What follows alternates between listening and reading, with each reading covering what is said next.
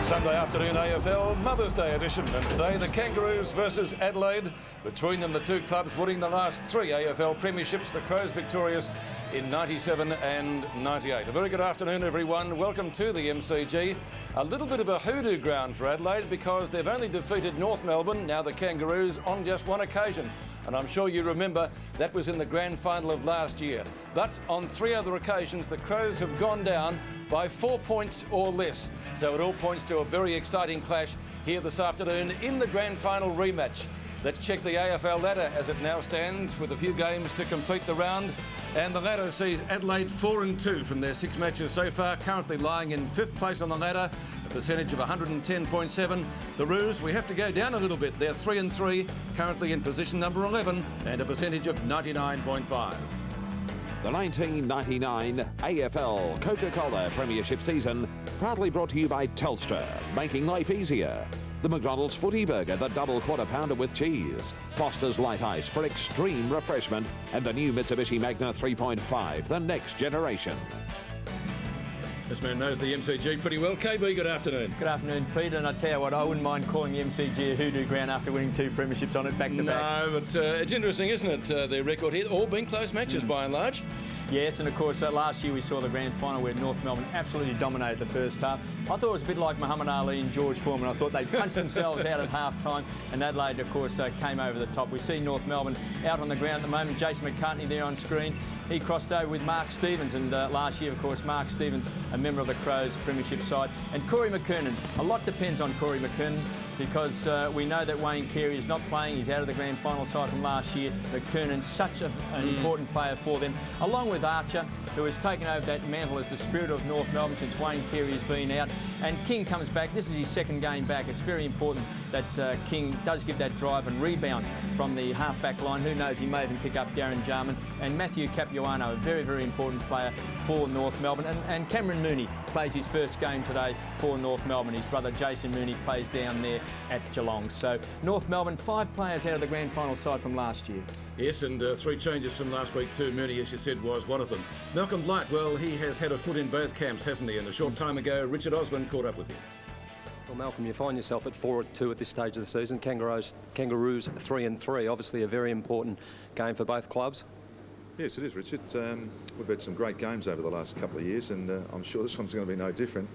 Yeah, if we can go to 5-2, obviously that's a great start for us, and they just want to hang on too. So, yeah, as I said, I'm looking forward to the game next week. I noticed you're playing Mark Rashuda off the half back line. Is that for more penetration, or for the fact that he's been tagged, or for what reason, Mel?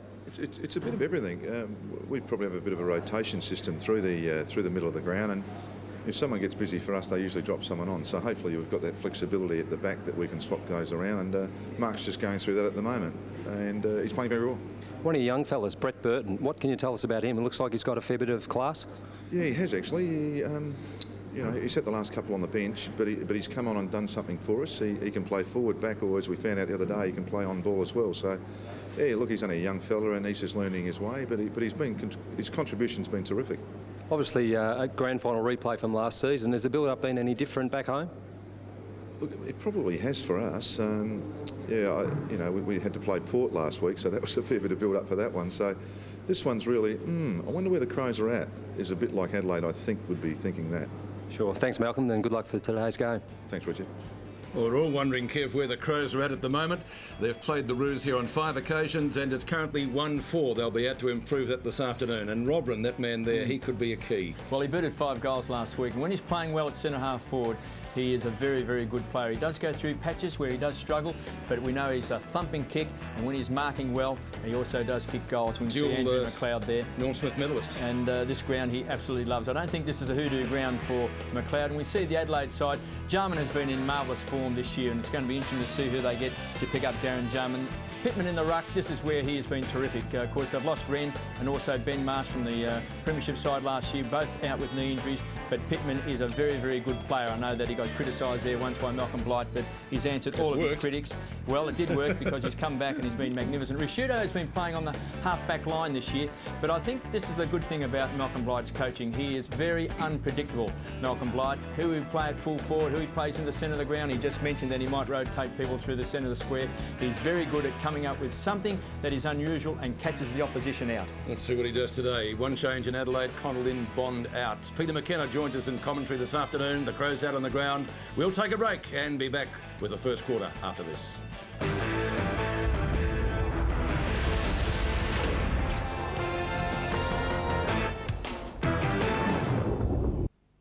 This feature presentation from 7 Sport continues our 43-year association with the AFL. Welcome back to the MCG. On the boundary is Richard Osborne. Good afternoon. Good afternoon, Peter. As you can hear, the crowd starting to build, starting to roar. The game's just about to start. Very evenly matched two sides, so it's going to be a beauty, boys. Thanks, Aussie. Bickley wins the toss and goes to the right. And a big cheerio to Neil Curley. I know he's watching at home over in Adelaide. Curls, we hope you're getting better. We hope you're back on track soon, mate. We certainly miss you. So be good, be well, and we'll see you again soon. Smart onto the left. Up towards half forward. Martin gets dragged off the football. Gets another chance. Mighty Mick. Gee, that was almost a throw over the top. Snapped by Jarman. That's as far as it's going. Grant gets it out to Pike. Pike chips it in short. Up to Archer on the boundary. Jarman again. Loves this ground. Blocked by Abraham. Peter McKenna, good afternoon to you. Good afternoon to you, Pete. And I thought then Jarman was going to do one of his little waltzes around the opponent and kick a goal, but Abraham came at him very, very hard. Here's McCartney against Robert. McCartney actually got it down. That was Abraham. He was looking towards the... Well, it was Archer he was looking for. Here's the dangerous Jarman appealing for the free kick. Holding the ball. He looked up at the umpire, wanting the free kick, and the umpire said, "You're gone for holding it." And a legitimate tackle. Yes, and Glenn Archer also looks like he's going to pick up Darren Jarman. So Pike from the half-back line drives it out in the direction of the half-back area, and Richard Osborne has got the Kangaroos bench. Brady Rawlings, Scott Welsh, Cameron Mooney and Robert Scott. And I think that's the matchup we've been looking forward to, Pete, with Darren Jarman, of course, the magical goal kicker being picked up by the spirit of North Melbourne in Glenn Archer. That will be one great duel. Smart tries to charge his way through. Kangaroos trying to set something up. Now it comes out to Clayton. Clayton from right half back.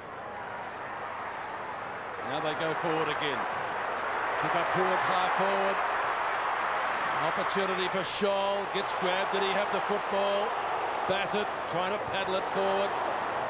Grant goes in to lend assistance, and it will be a ball up 15 metres out from the Kangaroos goal.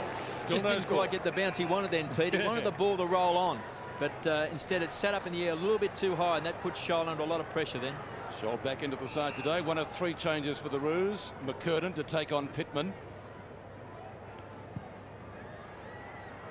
Pittman wins it.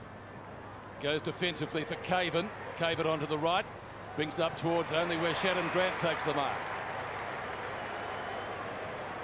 Centering kick from him. Oh, that's beautifully delivered. McCurtain let out well. They were very disciplined then, North Melbourne too, from that boundary or that ball up, because they had 3 players standing back building the wall. Shannon Grant was one of them, just so that if the ball came out quickly that they'd have the wall built back there, and that's when Shannon Grant took the mark, and then he was able to pinpoint this kick to Corey McKernan. Now unfortunately we can see down on the ground a Crows player. We'll just see if we get a look at his face there. Mark Bickley, I and think. it is Mark Bickley. Gee, that's a blow. And he's holding his leg. Like. Let's hope that's not a break. So that will mean that McKernan will be held up in his shot for goal. And this is well off the ball, I might add, so it happened a little while back. Well, it's on the half-forward flank for the Crows, and of course Corey McKernan is shooting from around about 30 metres out from North Melbourne's goal, so it's a long way from the action. Yeah, so that happened in a passage of play. We'll go back and check the tape and see if we have a replay of that. This is a bad blow for Adelaide, needless to say. And Crows officials not taking any chances with Bickley being taken straight from the field. Tyson coming on. Well, let's hope that's not serious. A serious leg injury, because Mark Bickley's an inspirational player, a gutsy little fella. But I just don't like the way he was clutching at that leg then, Kevin. Well, it's hard to say, but obviously he's in a fair bit of trouble. You can see there that the physio with his hand there on the shin bone between the ankle and the knee, and that's where Mark Bickley himself was handling his leg. So one only assumes that that's where the injury is. That could be, well, it could be a break. Let's hope it's not.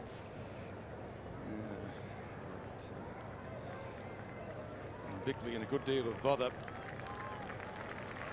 James Tyson came on to replace him, who was a very good player in the premiership win last year, the former Richmond player, who's been a real surprise packet since leaving Tigerland and going across to South Australia and then finding his way onto the Adelaide list and has become a key player. Just goes to show you the depth. There he is on screen, able to start on the interchange bench. And you might remember in that grand final last year that after half-time he was one of the key players who really kept Adelaide in the game. Well, first Sean Renner, now Bickley. It's a sorry sight for Adelaide. Let's hope he's okay. Back to McCurtain. 35 metres out, directly in front, goes at goal. And what's he done with this one? Wait on the goal umpire. He has missed, so one behind. Kicked by Corey McCurtain. Well, how many goals have we seen in recent weeks missed from that area, Kevin? That was a poor kick. He's kicked 10 goals for the season, but directly in front, 30 metres out, you would expect someone of the ability of Corey McKernan to just nail that goal. So Ben Hart is champion player to half back. A nice mark. It was Johnny Blakey on the Winston Abraham, who's normally a great kick. He brings it in towards the full forward area. And the pack develops, and the umpire no doubt will come in. Oh, he's letting it go for a long time and then elects to come in and bounce. Richard Osborne has got the Crows bench. Matthew Golding, Mark Bickley has just come off. We'll keep you up to date on his problems. Brett Burden and Matthew Connell. Thank you, Ozzy. Right in front of the Kangaroos goal, McKernan doing the ruck work. Bassett trying to get away with it, and the umpire will come in and bounce it again. Kangaroos will be hoping, Pete, that early behind and bad miss by Corey McKernan isn't a follow-on from the grand final last year when they kicked themselves out of it in the first half after dominating the game. Let's hope history doesn't repeat itself if you're a North Melbourne supporter. So Pittman and McKernan. Pittman trying to go over the boundary line, but Bell latches onto it and has kicked a great goal. Well, that was almost like a training drill, KB. That was a real set-up play, wasn't it? Well, he's been a fantastic player from Peter Bell. Just that one game, playing for Fremantle, then picked up by North Melbourne. He's been a fantastic performer for him over the last couple of years. And you can see that was Adam Simpson coming over the top. And that was the perfect spot to be for Peter Bell because the ball was coming to the front of the pack. He roved it brilliantly. And, of course, a quick snap. So Peter Bell, one of the dangerous midfield players for the Kangaroos, is off to a flying start.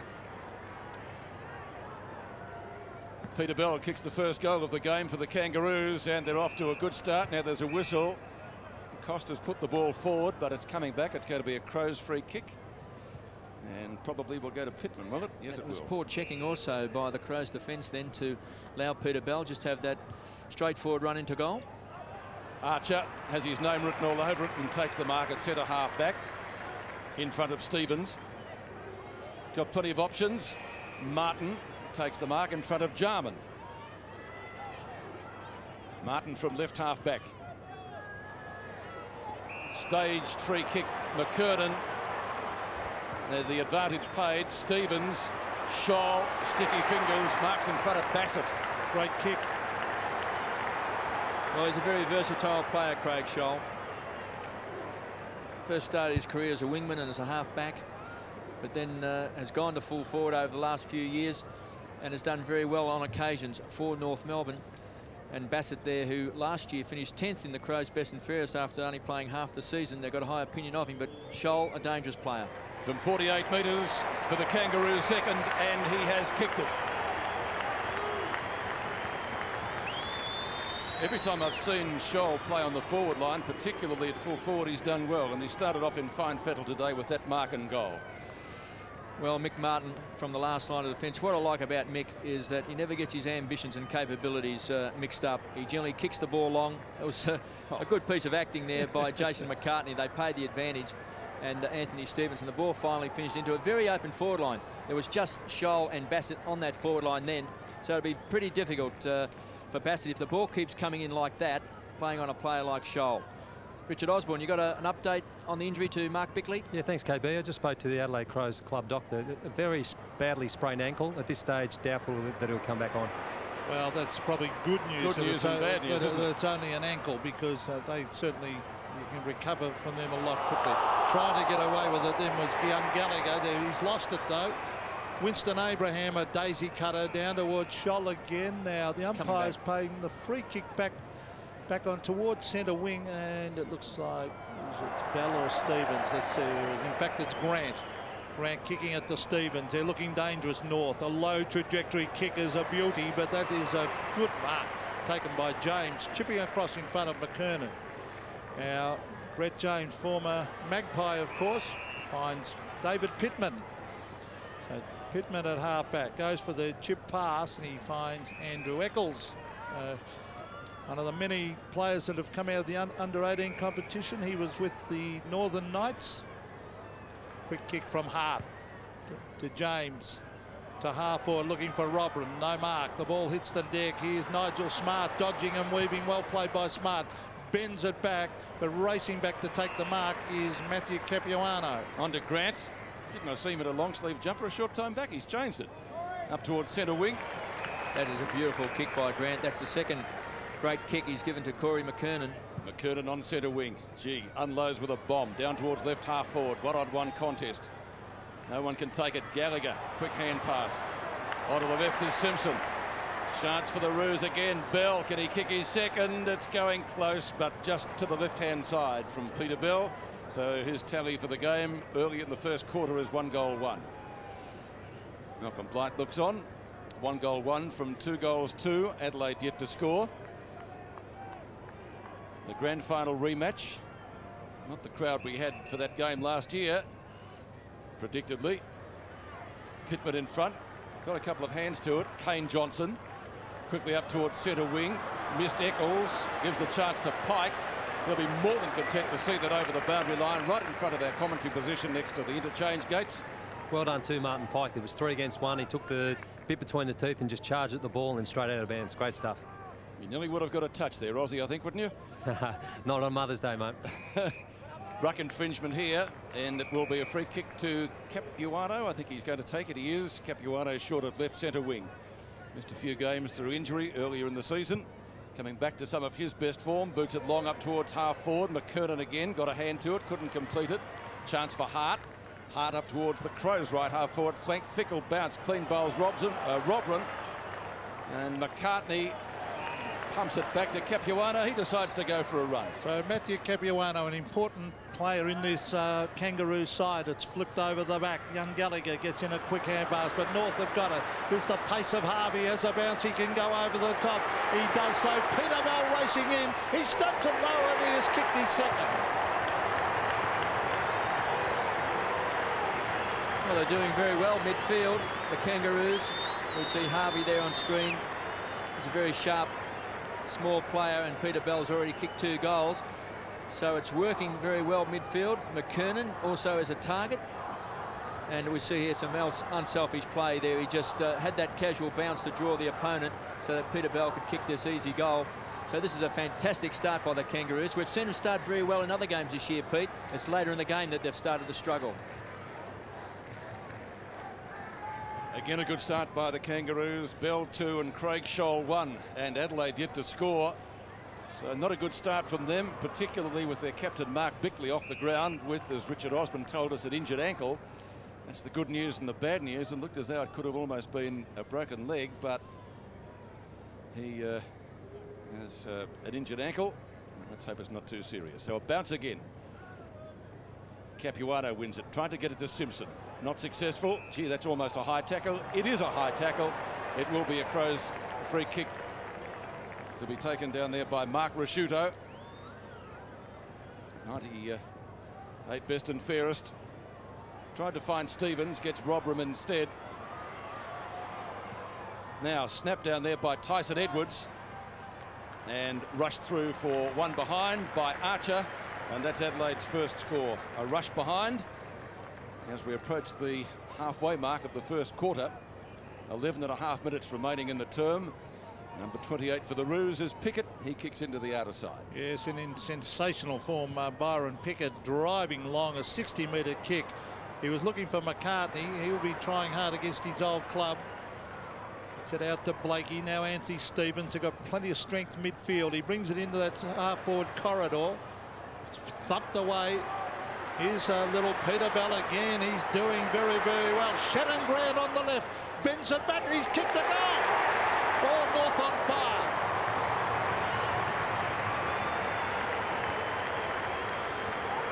Well, again, Peter Bell, there's that man on screen. He's causing all sorts of problems at the moment. You see Anthony Stevens just belt this ball down towards centre half forward, and Scholl contested very, very strongly. And this is where Bell is at the foot of the pack, and that rocketing hand pass to Grant got the lucky bounce here, but if it had a bounce the other way, Harvey would have got it as well. So this start, in fact, before when they went inside 50, it took 14 minutes for the Adelaide Crows to have one possession inside 50. 25 points the margin, 11 minutes left in the first quarter. And Adelaide has to do something quickly or this game will be blown wide open by quarter time.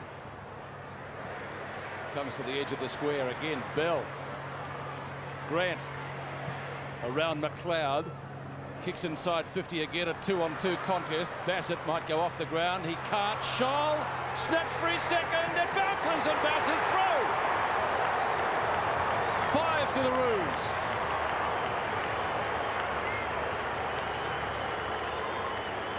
Well, again, Bell involved, and there's Craig Scholl. 2 goals in this opening quarter. Bassett had a bit of a fresh air shot at this. You've got to make contact. See Scholl there, and there we see that kick by Bassett. All he had to do is make some sort of contact, but he just didn't, and therefore he really left it open for Scholl. Under a bit of pressure now, the defence for the Crows, because the ball's coming in, and it's pretty hard when it comes in quickly. Well, Dennis Pagan chewing there. Malcolm Blight would be a very, very worried man. North are playing a fantastic first term, as they did in the grand final. Now, McLeod down towards the half-forward line. Archer on Jarman. I think that's a very, very good matchup. Capuano went in. Now Archer. Now Shannon Grant. They're off and running again. John Blakey. He kicked 3 goals last week. He can kick another one from 40 metres right through the middle. How about this? Well, North Melbourne would wish that they could have kicked this straight in the grand final last year. 6-2, 38 to 1 behind. And again, we see Grant and Capuano at the centre bounce. This is where they've done so well. McLeod, again, had to kick the ball under pressure. Thumped away by Archer. And Capuano again coming out. And there's Archer, who's just a magnificent player out of defence. And Grant has been so instrumental in this first quarter. And John Blakey, playing game number 281, is a great finisher. He's been a wonderful player. And one day for certain will reach the 300-game milestone. Exactly halfway through the first quarter, 6-2 to 1 behind, and that one behind from the Crows was a rush behind. Tyson onto McLeod. McLeod, the dual Norm Smith medalist. Can he get the Crows' first goal? He has! And boy, was that needed. They're the 2 players that got it for them. Tyson the assist, McLeod the goal. Well, if there was a player you could bank on maybe giving you a bit of a lift, you'd look to the dual Norm Smith medalist. And McLeod with that hard running out. Archer was so desperate there. He just needed that ball to just stand on its end momentarily, but McLeod got the bounce he wanted. 44 disposals to the Kangaroos, 22 to Adelaide. So it gives you an indication that's double, and the scoreboard indicates just how much the Kangaroos have been dominating this game so far. Yes, Andrew McLeod was sensational in the finals last year. Here's Bell. What a pickup he's been. Archer, quick little hand pass, so no free kick. McLeod did well. Tyson Edwards, the North Melbourne players are very, very good tacklers. The ball's got to come back. It'll be a Tyson Edwards free kick. Yeah, against Byron Pickett's flat in the back he was. Thank you, Richard. But they need a couple of quick goals. They kick, as we have a look at it again, in the back. The umpire has paid. Now McLeod goes short, and he has found Tyson. Tyson will have to kick 55, so probably the distance a bit of a doubt, but he can set it up to the goal square. A couple of quick goals, and all of a sudden they could be back in it. Here's the kick from Tyson. It's a wobbly one. It'll be a mark. It must have been touched. Here's a kick, Stephen, and that was Stevens from 25 metres, and a quick reply. Well, full marks here to the Adelaide Crows. Stevens booted 6 and 3 in the last 2 games. He's kicked 9 goals, so he's in very good form. Tyson's kick here is a floater. Must have been touched off the boot there. Byron Pickett. Archer took the mark, had to get rid of the ball, so a little bit lucky there. Stevens pinched it and kicked the goal. But we do know that the Kangaroos have started well against the likes of Geelong and Sydney, led by 8 goals in those games, only to be run over. So the Crows have got it. 38 career goals to Mark Stevens, so the Crows have got the last 2. That was a handy one. Oh, good bump by Abraham, Costa, Rasciuto, Eccles. So they've moved up a gear or 2, Adelaide, and boy, they needed to. Guess who's in the road? Archer again. Didn't pay the marks. Yes, he did. Didn't even flinch either, Pete. He knew he was going to get hit, and as he does, Glenn Archer, he just backed back. He's like the Rock of Gibraltar. Johnny Blakey, the veteran, playing probably his best football of his career too. Built like a yard of pump water, but I still don't think I'd like to run into him. Oh, McKernan! Got a mile in the air. He was looking for the oxygen bottle. Off the ground. McLeod. York goes out wide. This could be dangerous here. Loose ball. If Blakey gets onto it, he could just about snare it. Harvey. Back to Bell. He's kicked 2 already. Shannon Grant in the goal square. Gallagher punches it through for a rush behind to the Kangaroos. Let's take a look at McKernan's attempt. Wow. Well, it's good to see Corey McKernan attacking the ball like that, because we know what a fabulous mark he is. And it was only about 2.5 seasons ago where some people were suggesting he was nearly as good as Wayne Carey. Ben Hart has kicked straight to Pike. Pike on the left. He's looking for Scholl. Bassett over the back and thumps it over the line. 26 points the margin. The Crows in the last couple of minutes getting back into it with a couple of quick goals, and they're a side that's capable of scoring very, very quickly. David Pittman. He flies over the back. It's back towards the boundary line, and in fact over again. Archer's doing particularly well down the other end on Darren Jarman, who's really will find it a difficult task. As good as he is, there he is. He's in for a tough day on Archer. McKernan, very, very well done. Onto Harvey. Harvey bends it back to bounce. Very important here. Golding goes in after it. It's shuffled out. That was by Rawlings. And the umpire will come in and bounce it again. Now, this is 20 metres out from the Kangaroos' goal. They lead by 26 points. 2 pretty evenly matched teams. Pittman and McKernan. Hart tapped it back. Now a chance for Rawlings. Adam Simpson was there, and again it'll be a throw-in. The left forward pocket for the Kangaroos. 26 points the margin. Under 7 minutes remaining in the first quarter. Crows have beaten North or the Kangaroos just once here. It was in the grand final of last year. Hart tries to barge his way through. Gang tackle, holding the footy. Goodness me. Oh, wow. Oh, that is wrong. That is a wrong decision, in my opinion. What do you think, Kevin? Well, let's have a look at the replay. We'll take you through it, Pete. Now he's got the ball there. Oh, he was tight in the pack, surely. I certainly would not pay that as a free kick. You've got to have prior opportunity, and that means you've got to have some opportunity to sum up what you want to do with the ball and how you want to dispose of it. And that was a bit too quick that time by the umpire. Goodness me. So Stevens has a shot at goal. And a chance to increase the Roos' lead, currently standing at 26 points. 4 times runner-up in the club best and fairest, which he won in '97.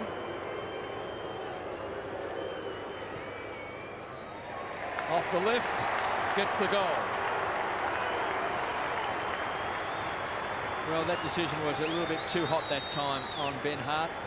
Certainly he wanted to give himself a little bit of space, but when we talk about prior opportunity, there's a time span involved, and we see here where he gets the ball and straight away runs into Anthony Stevens. So there was little time for him to sum up what he wanted to do with the ball to give himself any sort of chance at all. So a lucky goal there to North Melbourne and Stevens.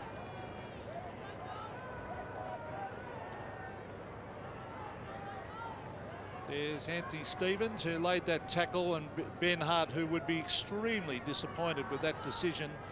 I thought it was a very, very bad one. Centre of the ground. Clayton, oh, he did well. Blakey is there, just a little fumble, but it's pretty hot out there. You can't fumble for one split second in the modern day game, Kevin, or you're gone. Yes, and we see a good start here by the Kangaroos, mainly I think because Grant and Bell have had 16 possessions between them. And there's Shannon Grant, speaking of the devil. Yes, he's a good player, good skills, and that is a top mark. Brent Harvey, another player from the Northern Knights, and very, very quick player, puts it up for his high markers. Durkay is at the back. Shudo on to Gallagher. Gallagher looking for Smart, and a free kick will go the way of Smart. It was against young Shane Clayton. Some roars from the crowd. He goes short, and he finds Rashudo. Two of the experienced players combining there, Nigel Smart and Mark Rashudo. Now Rashudo, a low trajectory kick. He's looking for Ben Hart, and he's got him. Gallagher's come off the ground, and coming on for the Adelaide Crows is Brett Burton. Brett Burton, number 24. He's about at right half forward. And I predict he'll take the mark of the century one day, that young kid. He's got a good leap, hasn't he? Hart kicks in his direction, and there he goes. He took off like a Boeing 747 there. Tyson. It's all ruse. And as Stevens marked inside the line, he has two Stevenses there. Anthony Stevens with the kick. Mark Stevens was on the mark. In fact, he still is. Just up from the left back pocket. McKernan the target. McCartney was there as well. Rashudo from Tyson Edwards. Ben Hart. All ruse. They almost spoiled each other. Stevens again with Martin. Martin left it for him. Off the left to Pike. Short of right half back.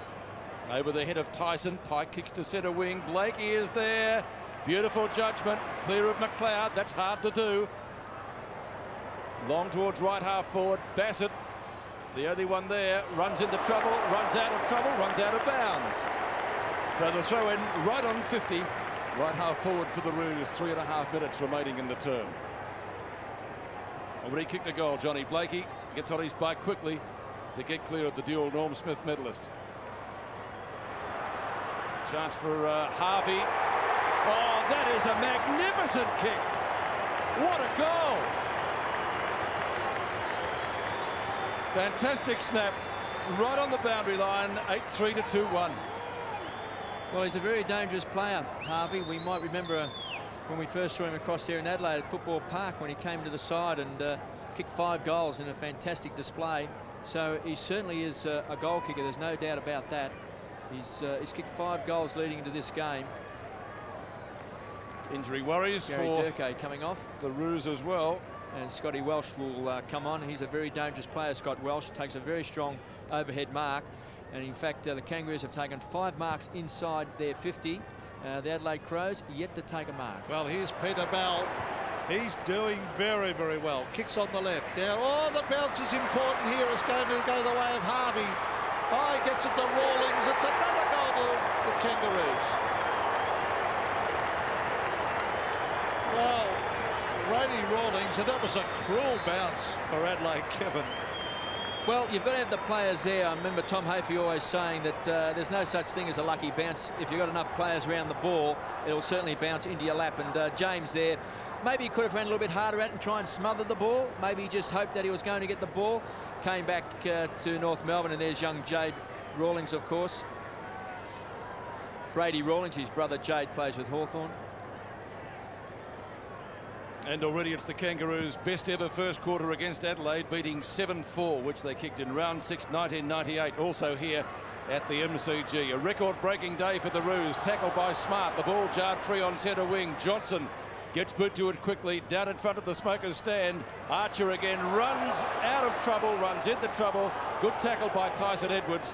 And the umpire says throw it in. Thought it might have been a little bit high here. Let's have a look at this. Yeah, it was a bit high, KB. I think the umpire was just blindsided there, so didn't have the right angle for it. Well, listen to the North. Well, he's got to make certain he's not on the blind side. Kangaroos crowd didn't like it. Robber in front tried to get it down to Burton. not successful. Tyson fumbles. McCartney chases, still gets his kick in, bends it around towards the goal. Not a bad sort of a roost. Oh, Martin, it came back in a banana type fashion, and Martin just punched it through for a rush behind. In fact, this was good play here by Mick Martin. He's pushing and shoving, and just that ball was going to go through. It was. It was. And just gave himself a bit of a clap too for mighty Mick. 57-14. Pickett, who's been in terrific form. Pickett from right half back. Gee, gives it a decent old roost. Scholl to half forward. Rawlings. Harvey off one step, now towards full forward. McKernan, too strong, too big. The big mitts go up and he takes a good grab. Kevin, those low trajectory kicks that get to forwards quickly are invaluable, aren't they? Well, let's have a look at Harvey here. It is important if you can kick the ball quickly through the air and you don't just lob it up in the air. It gives very little time for the opposition to get there and punch away, and we could see there McKernan, because that ball was quickly through the air, was able to take that mark. Been really impressed with the North Melbourne players. They're running really hard to space and they're kicking the ball out in front. They've got a lot of hard runners at the moment and they're winning most of the crumbs. All they have to do is finish it off, and so far they're going for their 10th goal for the quarter. And they've got it. Well, you don't see many quarters better than this. They'd be very happy sitting back there. Dennis Pagan, he's on record as saying he hasn't watched the grand final replay at all from last year. He's never watched the replay of the game because he said he's only looking forward. Well, North Melbourne's certainly looking forward in this game. 10-3-63 to 2-2-14. It's one of the best quarters that you'll ever wish to see. Kev, it's also the 4th highest scoring first quarter ever at the MCG. So with the blood rule, Winston Abraham coming off. He'll be replaced by Robert Scott, who's not a bad replacement actually. Former Geelong player from a few years back, and usually is a run-with type player, formerly known as taggers, Kevin. I think the modern term is a run-with player. Yes, stoppers or taggers. So McKernan doing a terrific job. He's been responsible for a few goals. Now he taps it down with the left hand. Now Tyson Edwards latches onto this one and hooks it back towards full forward. Mickey Martin is, Archer's having a picnic. Darren Jarman's really got a lift here because Archer is very, very dominant. Darren Jarman's had one kick and one handball, but Archer attacks the Glenn ball, Archer, Pete. yeah, 5 he's had, 5 kicks, 4 marks. Anthony Stevens to the back, McKernan. It's close to the boundary line, and I like the look of McKernan today. I haven't seen a lot of North Melbourne this year. Looked a couple of times on the tally, but his athleticism today, he's really jumping for the ball, leaping through the air. He's getting his hands on the ball, and he looks like the Corey McKernan we saw a few years back when he was fully fit and was just a magnificent athlete. well, Robert Scott is back onto the bench and Winston Abraham off, so that was a very brief run for Robert. 51 seconds. Could have left the dressing gown on. There's Gary Durko, who seems to have some sort of a leg injury. Yeah, they've been strapping his right ankle, Pete, so it looks very proppy running around the boundary lines. Thanks, Richard. Mark Rasciuto to half forward. Good use of the body by Pike. David King is there. Now, Tyson Edwards on the left, hooking it back. Mickey Martin is there, should mark, and he does so. Half a minute remaining in the first quarter. A record-breaking quarter for the Roos against Adelaide, and as I mentioned, the 4th highest scoring first quarter ever here at the MCG. And if you're interested, the highest was 13-3. North Melbourne versus Richmond back in round 2 of 1990. Remember it well, Pete. Thank you very much. You probably would. It was an absolute nightmare. Well, it's a nightmare for the Crows at the moment.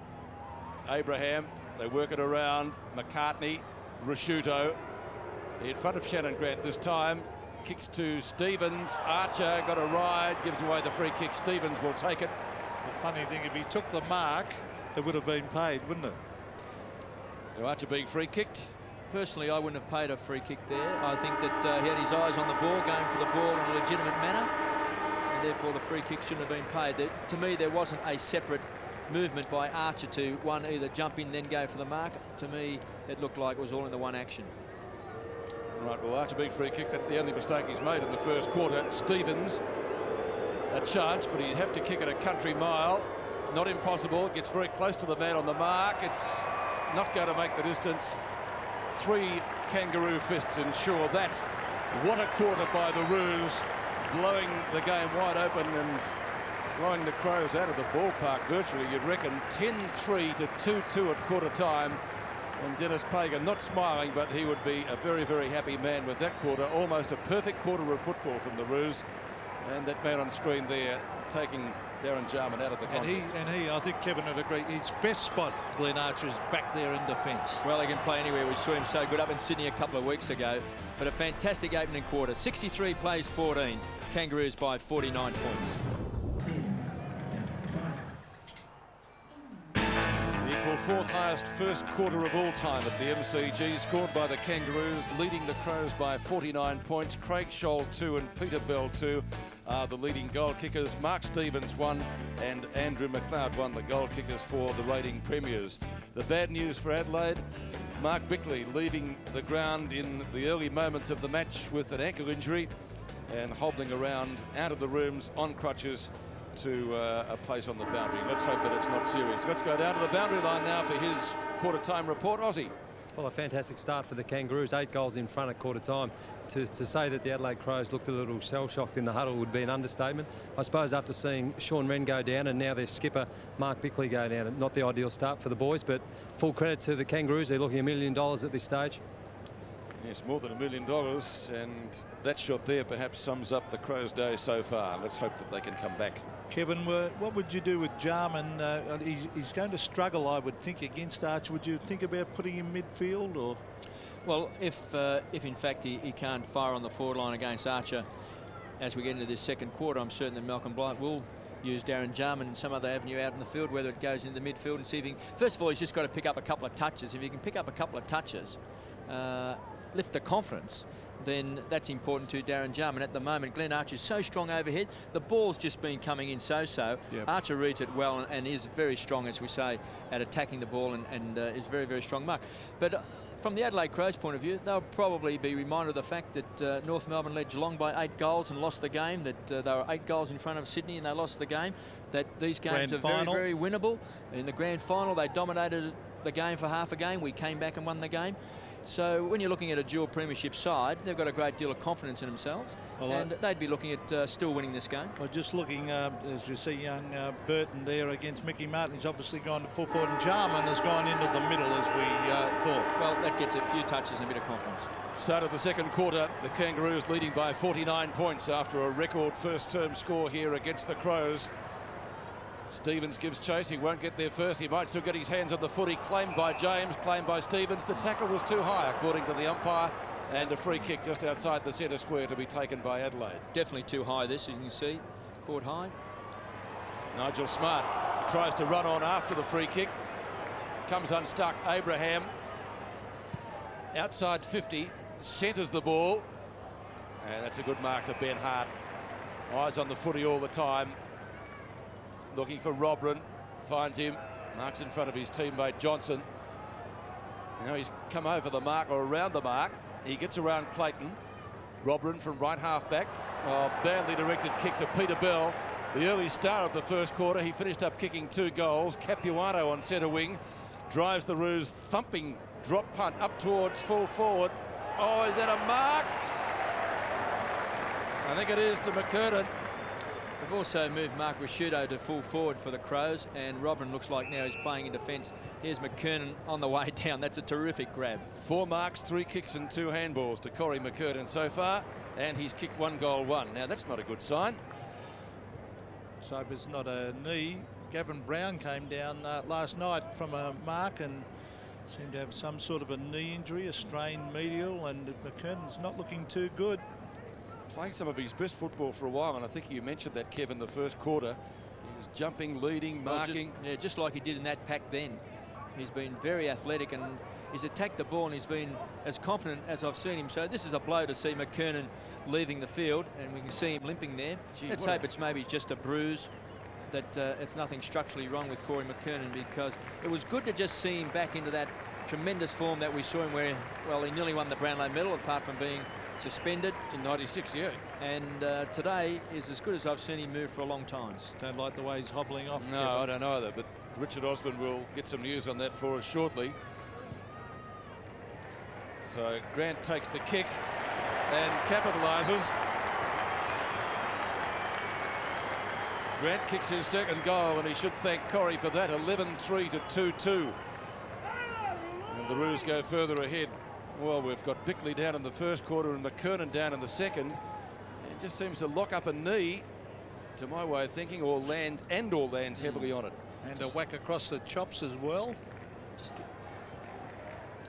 Well, this is sad news for North.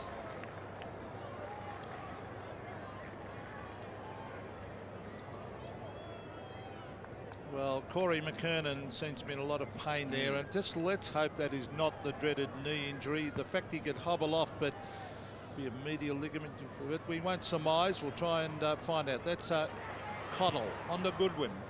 Goodwin, a long kick to the half-forward line. A good mark, Jason McCartney. Very, very good mark. Well, he held Robin to no kicks in that first quarter, playing against one of his old clubs in the Adelaide Crows, so McCartney keen to do well. Nigel Smart in the centre of that pack. Ben Hart, he's playing very, very well. Quick hand pass comes out in the direction of Costa. He's caught by Adam Simpson, and that hand pass was given across by Welsh. See Cameron Mooney on the ground too for his first run as well, number 19 for the Kangaroos. And looks decidedly like his brother Jason, looks like a twin almost. Thank you, Aussie. Centre wing. Jarman actually flew over the back. There's Anthony Stevens having a very good game into half forward. That's a good mark. And it looks like Welsh has taken this. It is. And he's a very strong mark. So he's a handy player, this boy. And we see Cameron Mooney on screen there. Does look very much like his brother playing down at Geelong. So Scott Welsh, only a youngster, will kick. Well, he seems to think he can kick the distance, and he has to kick at 55 metres, which is a long kick with a drop punt.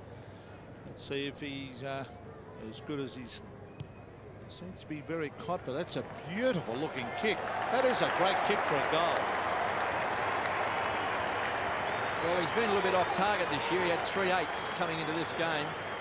But there he is with his first shot at goal, popping it through. So another great start by North Melbourne. 2 quick goals to start this second term in the first 4.5 minutes. They've banged on 2. So the forward line is working beautifully. The only downside, of course, is Corey McKernan leaving the field. Not quite certain with what the injury is, but it's a leg injury. But Scotty Welsh there on screen, just playing his 20th game of AFL football. And coming into this game, I know that Dennis Pagan has spoken about him lots of times as a very promising player. 15 career goals for Welsh, and 9 Kangaroos players have already kicked goals. That's a remarkable statistic so early in the match. It's going to be a free kick. Well, that's 50 metres. The Crows' way. Matthew Connell's going to take it. Former best and fairest, started on the bench today, but has played in their 2 premiership sides. Yes, the ball not given back. But you've got to give it back on the full. Well, he gave it to his teammate, Matthew Capuano, instead of throwing it back to Connell.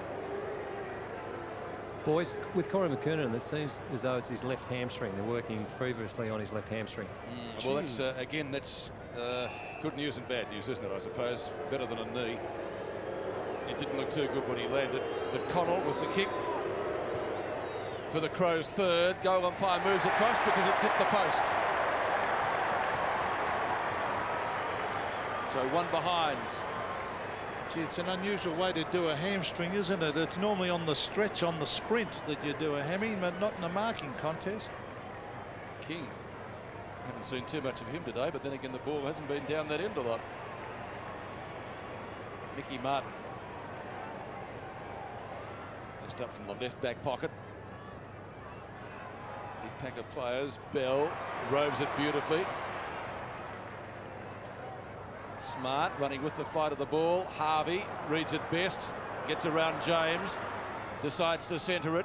Shannon Grant's there. Oh, he's quick. He's usually a good kick. What's he done with this one? No, put the mockers on him good and proper. It's out of bounds on the full. 60 points the margin. Yes, that's right. And we've still got 16 minutes left before half time. So it's a free kick to Adelaide in the right back pocket. Well, there's Gary Durkay on the bench. Bassett is number 8. Nathan Bassett, a young defender. And a huge task for Adelaide now, 60 points behind.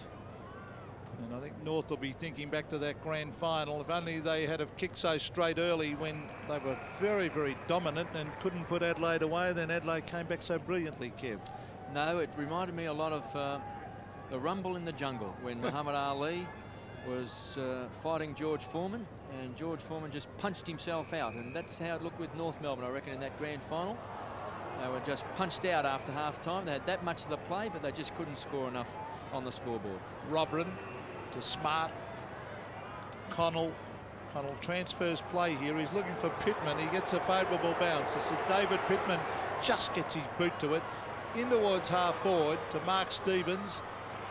He's got support from Burton, but the Kangaroos have got the defenders and they've got the pace of David King here. And that's a long kick. He's looking for Winston Abraham. Eccles disciplined at the back. 25-metre punch. Tyson Edwards in hard after it.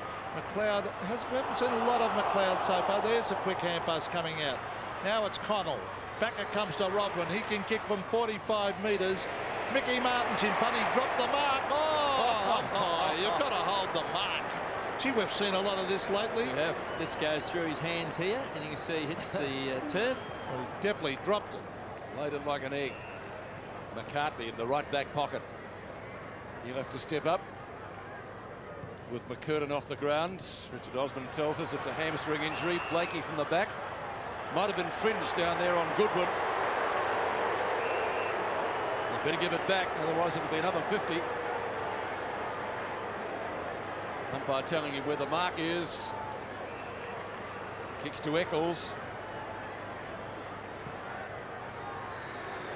That's beautifully delivered. That's a fine kick. Rashuto marks.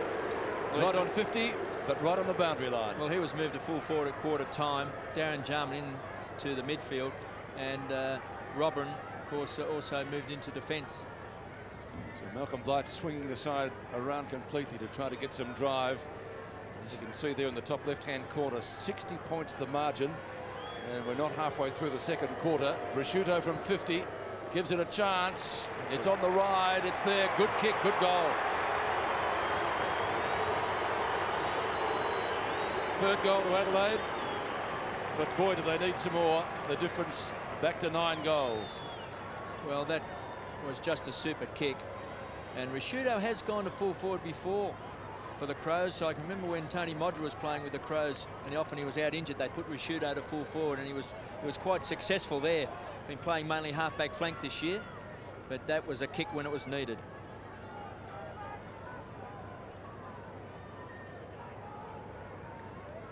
The Crows bench, Aussie. Peter Caven, David Gallagher, Matty Golding and Mark Bickley. So Mark Rashuto has kicked his first. Pittman, quick hand pass to Jarman. Jarman a hurry kick to nearly a free kick against Mickey Martin then. McLeod receives from Stevens. Now Burton dodging and weaving. Burton a wobbly old kick. It was a poor kick. Martin Pike against Connell, and Pike drives it and gains about 35 metres round the boundary line. Adam Simpson, he gains about another 40. Jarman probably appreciate betting back in the middle. It's a free kick to Jarman. Advantage paid though. James gets it to Mark Stevens. Stevens a wobbly kick to the half-forward line. Mick Martin punches it away to Byron Pickett. Mark Stevens is at the back. He can't mark. Brett James runs into a brick wall in the form of a couple of North players, and it'll be a bounce on centre wing. 5 free kicks to Adelaide this quarter. North Melbourne yet to have a free kick in their second term. Bounce just outside the square after that scrimmage. 16 Capuano. 6 is Shannon Grant. 5 is Costa. 1 by Pittman though. Oh, Grant pinches it, beautifully done. Johnson's tackle late or ineffective. Bouncing ball. Mooney a chance in his first game. Smart's got him, hasn't got the footy. Scholl missed it. Now Bell. Tyson grabbed by Stevens, didn't have the football. Umpire lets it go. Ball up in the forward pocket. That was magnificent play there by Anthony Stevens. He's just made something out of nothing there, and what they made was a ball up just 15 metres out from goal, and there's Corey McKernan being worked on. Yeah, it looks like it's an actual lower back related hamstring. Looked a bit proppy jogging around the boundary line, so at this stage looks a bit sore. Bassett, thanks Aussie. Pickett takes the mark at half forward. Clayton calling for it and will get it. Shane Clayton, the mark inside 50. Formerly of Fitzroy initially and then Brisbane. His father, of course, a former AFL umpire and former runner for the then Brisbane Bears when they played at Carrara. Kicks from right on 50. Misses to the left-hand side and registers a minor score. So one behind to Shane Clayton, his first score of the day. Gee, some stars on the sidelines today, boys. Here's the skipper there, Mark Bickley. Went off early in that first quarter and told with a sprained ankle. That's Simon Goodwin getting it to Andrew McLeod, to centre wing Jarman. Usually one of the great kicks in the competition. That's no exception because it's down at half forward with Eccles. Eccles hugging the boundary line, and the North defenders get back onto Tyson Edwards, and the ball is thumped over the line. And Mickey Martins, there's no one better than that big thump, Kevin. No, mighty Mick. He likes to punch the ball. He'll kick it off the ground. He'll headbutt it if he has to. Oh, that's high. Shannon Grant against Matthew Connell. Grant, it doesn't muck around. Gives it to Pike. Pike kicks. Well, he's got a running player in King, and he is a runner. Will it sit for him? He's got it. David King brings it in towards the half-forward area. Nigel Smart in front. That's a mark. A very good mark on Craig Scholl. And a bit of pushing and shoving going on here. The umpire not getting excited, which is good. Nigel Smart, very important to the Crows when he's up and firing. He was one of the stars of the grand final too when he went to the forward line. Up to half forward. Oh, brilliant mark by Bassett. What's he doing down there? Just wonder if he's been moved up forward. Bassett in towards the full forward area. That's a good mark to Connell. A very good mark. And the North crowd, the Kangaroos crowd, won't like it, but I would have paid it. It's a mark anyway, wasn't it? Definitely a mark. No doubt about it being a mark. This is a very good mark, in fact. It's a clean mark. If the ball is jolted from your hands after you take a clean mark, and we see Archer making contact there, then it's still deemed a mark. So Matthew Connell will kick from 30 metres. They need it, and they need plenty more because they're coming from a long way behind. 12-4 at the moment, playing 3-3. Hasn't kicked a goal this year. He's only playing his second game for the season. So Matthew Connell directly in front. Stabs this one low and kicks a goal.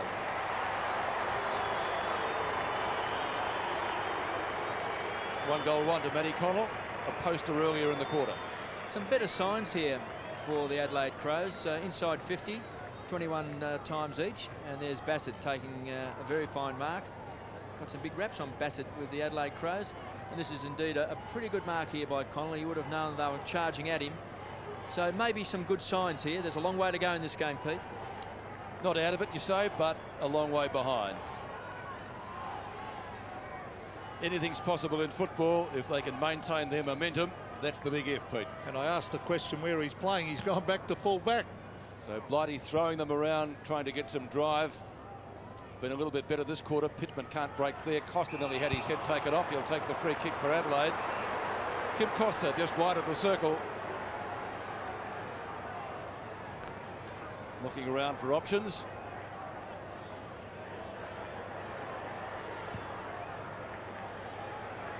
Kicks it long. Bassett nearly.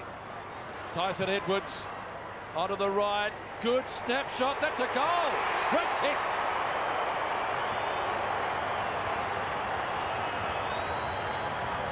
So consecutive goals for Adelaide. 5-3 to 12-4.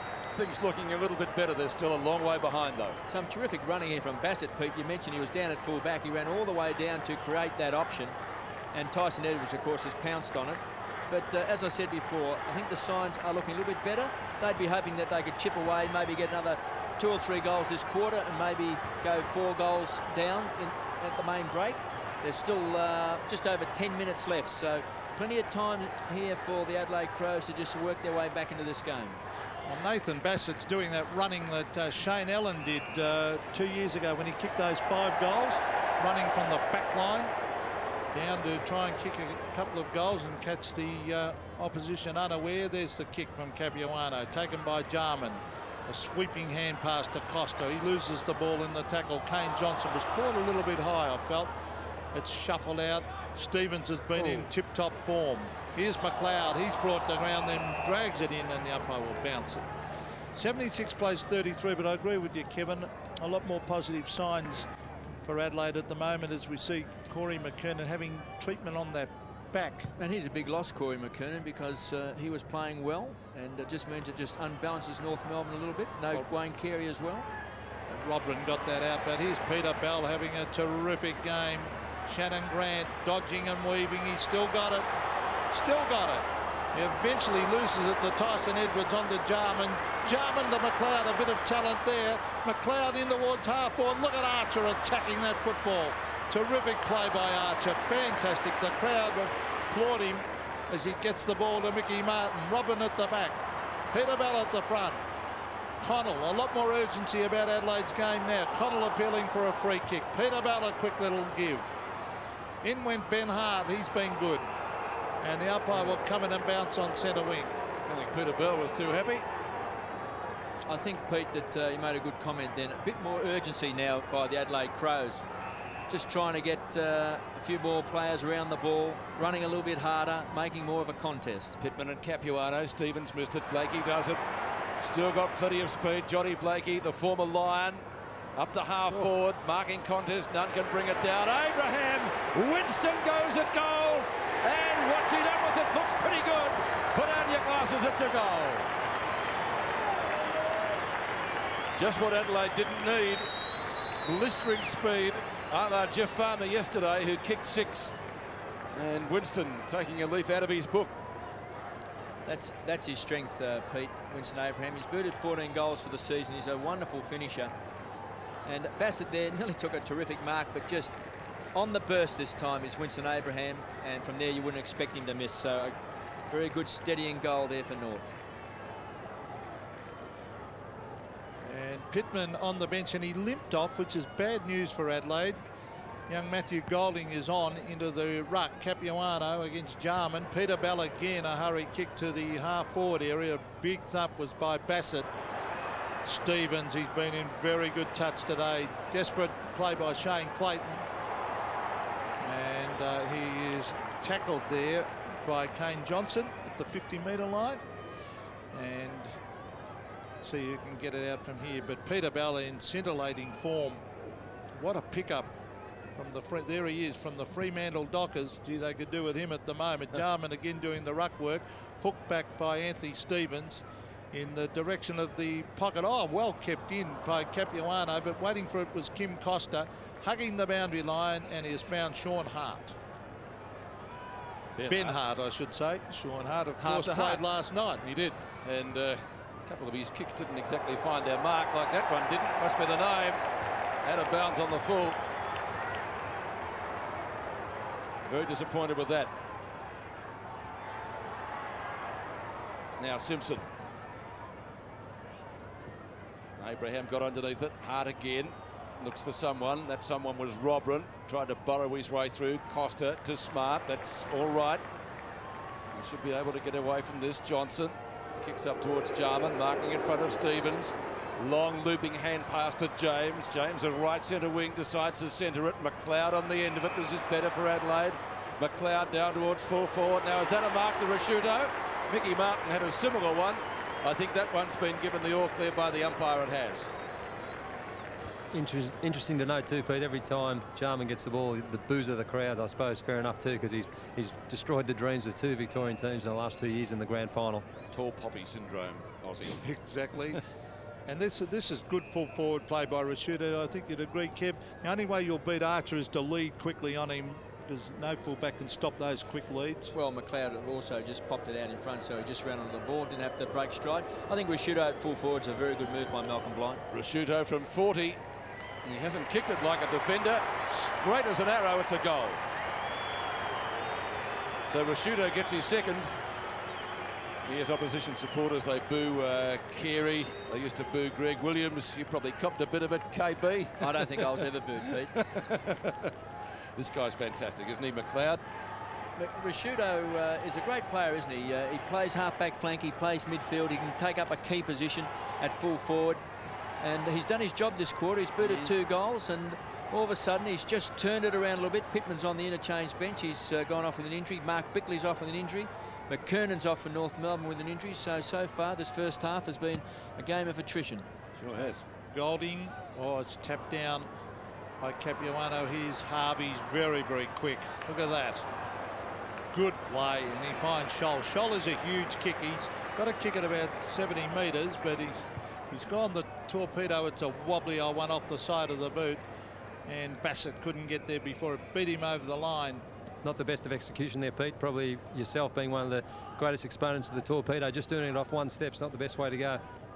Never got I balance. don't remember kicking too many torpedoes. Drop punt man, weren't you? An odd one, as we see Bassett. But thanks for that, Aussie.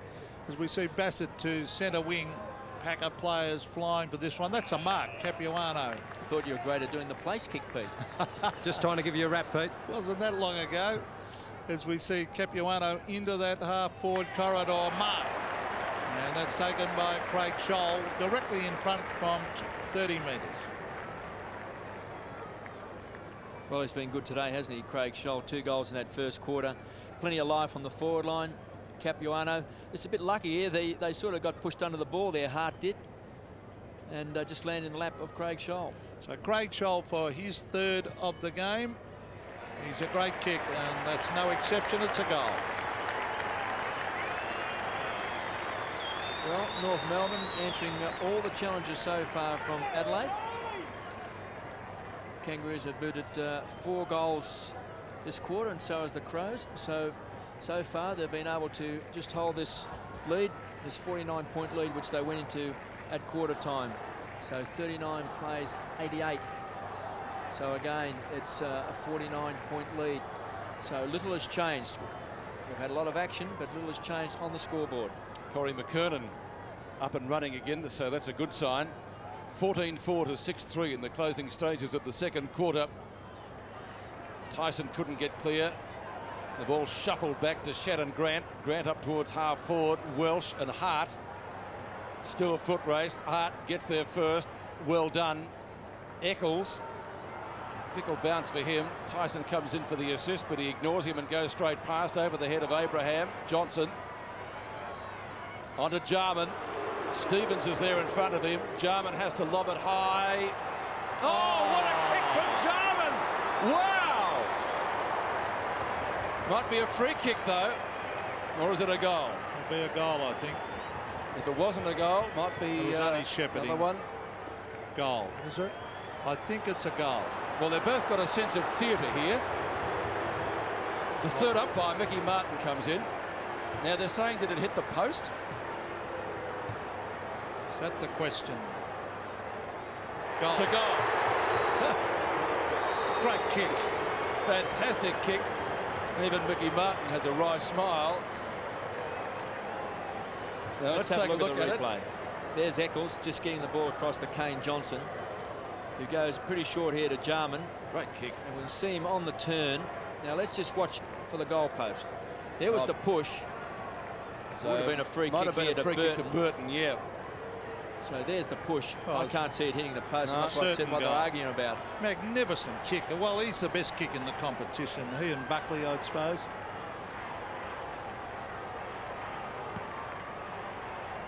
Jarman gets his first goal, and close to half-time. We've got just under 4 minutes remaining. Well, here's a free kick to the Kangaroos. I'll go to Brent Harvey.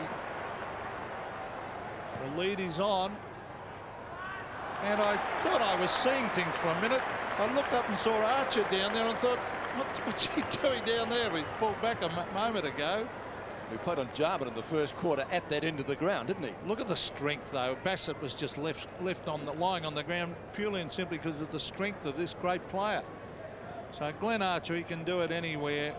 He's not all that tall, but he's tough and hard and talented. From directly in front, he's goal. The 11th Kangaroo to score a goal today.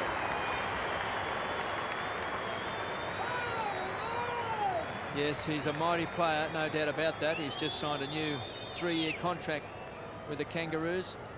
We see Harvey.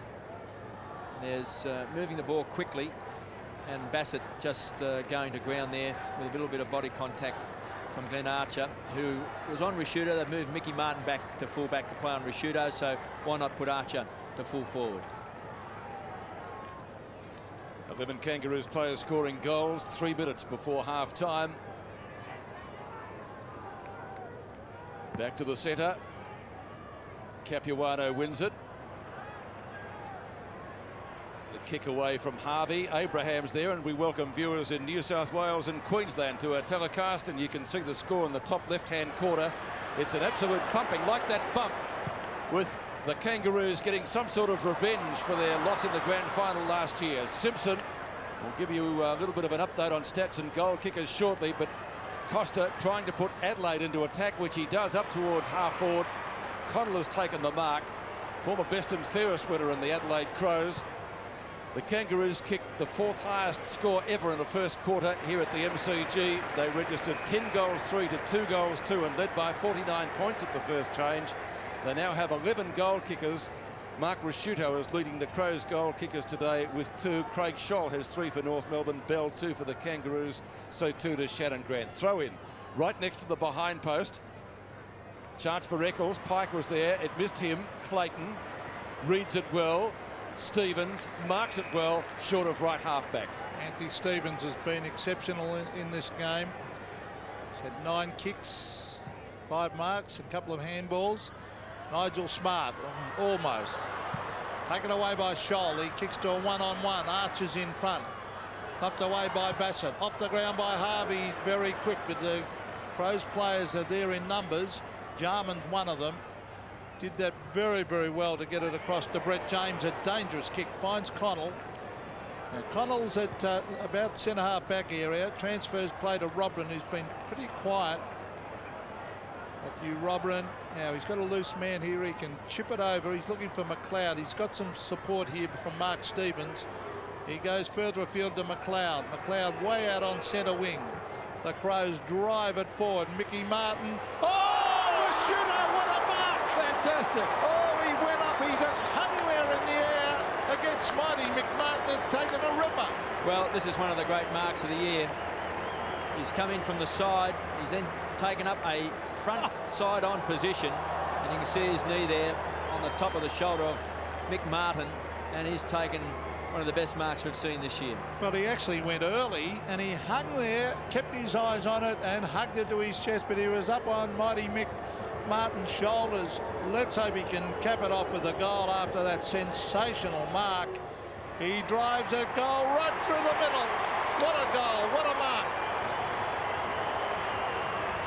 Well, he's kicked 3 goals in this quarter, Mark Risciuto, when he was moved to full forward by Malcolm Blight at the start of this second term. And he has taken some marks on the lead, but that is one of the great marks of Australian rules football. Jumping early, just suspending himself in the air, just resting the foot right on the shoulder there, keeping his eyes on the ball, but more importantly, just finishing it off with this great kick. So the Crows, they still won't go away. It's been a great first half by North Melbourne, but they lead by 43 points. They led by 49 at quarter time. But there's still a lot of action left in this game. We see Bickley and Pittman on the interchange bench there, both injured. Less than a minute to go. Stevens, I'll tell you now, Kev, if a mark beats that for mark of the year, it will be absolutely sensational. Hart kicks to Tyson. That was as good as Abraham's last year, and that 1 mark of the year. Jarman up towards the 4. Oh, there he is again. He tried it once more. I think he heard you, Pete, and thought, I'll have another crack at this. Have another go. Look at this. Oh, what? Almost like a trip down memory lane, boys. Brings back memories of the great Alex Jezelenko. Yep. I thought you were going to say Richard Osborne. Yeah, so did I. I thought you were going to wrap yourself up then, Ozzy. I never, ever got that high. I wish. You took a couple like that, didn't you, Pete? No, I kept my feet on Mother Earth. It was safer. I saw KB give a hand pass one day. I was lucky to take one of those marks a game. It was a mirage. Risciuto missed it this time. McCartney goes for the boundary line. Don't think he's going to quite get it there. It's shuffled over the line now in front of our commentary position by Shannon Grant. Costa right behind him. What a half of football. We've seen the mark of the year, I'd reckon, and a record-breaking score by the Kangaroos against the Crows. They booted 10-3, and as I mentioned earlier, that was the fourth highest ever, or equal fourth highest ever score by any side in the first quarter here at the MCG, kicking 10-3 to 2-2, leading by 49 points. They've got the Crows on a plate at the moment, you would reckon, especially with Mark Bickley on crutches. Against that, of course, Corey McKernan has also been injured. He's been taken off. So the attrition rate, as you said, Kevin, has been pretty high in the first half, hasn't it? It has, and we can see Corey McKernan there. I'm not quite certain. I mean, I don't think this game is over. I think Adelaide's starting to play some very good football. North Melbourne matched them in that second quarter. It's after half-time now. We see Malcolm Blight there along with John Reid just looking at the situation. But I think we're in for a terrific second half, even though North Melbourne lead by 43 points at the main break.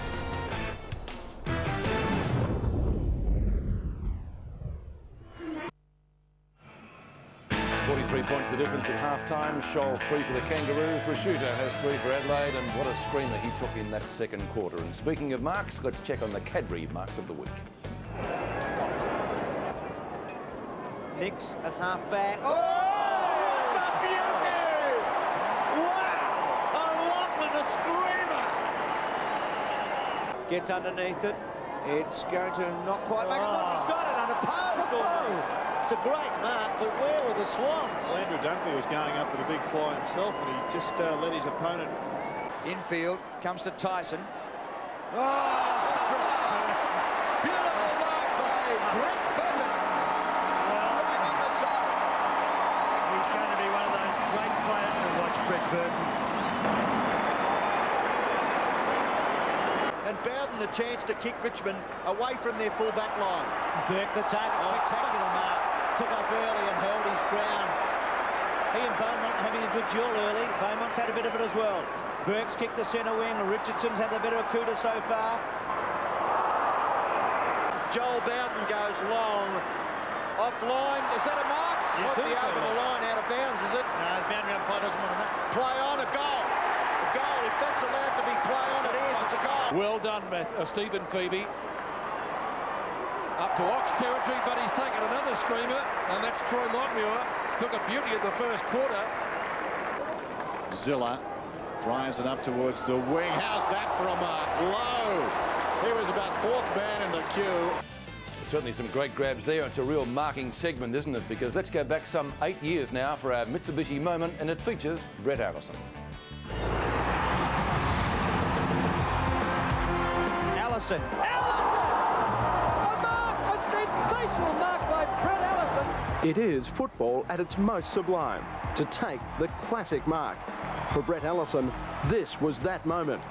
Less than 30,000 at the MCG that Saturday afternoon, and Brett Allison found himself in the right place at the right time.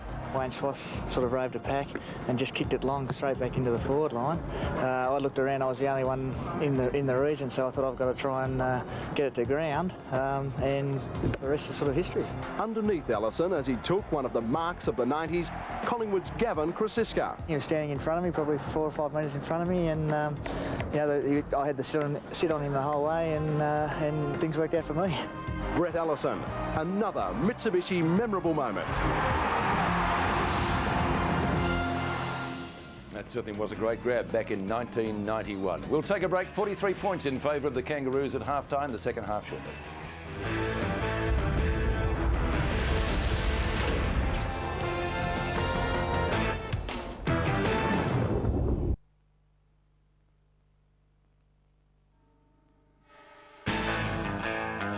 43 points the difference at half-time. Both teams back onto the ground now for the resumption of play. North Melbourne leading by 49 at quarter-time, so the Crows picked up 1 goal. During that quarter, the attrition rate, as we have been mentioning, is high. There's a man the Roos would like to see back in their side. I'm sure he'll be back next week, though. Let's go down to the boundary line, Aussie. Well, the Crows certainly showed a bit of character in that quarter, kicking 6 goals, but it's a bit tough when you're 8 goals down at quarter time. As you mentioned, Pete, they've only eaten into the lead by 1 goal, still down by 7, so it's going to be tough, but they are a team with class, the reigning back-to-back premiers, so good luck to them in the second half. Thanks, Aussie. And there's Corey McKernan. Good signs for North Melbourne, good signs for him, I guess. We saw him late in that second quarter running around the boundary line after he limped off. Let's take a look at some of the team stats now. KB and Pete run through these for us. First of all, the Kangaroos. Well, I don't think there's any doubt that Grant and Bell and Harvey have been very, very good players, and throwing Anthony Stevens as well.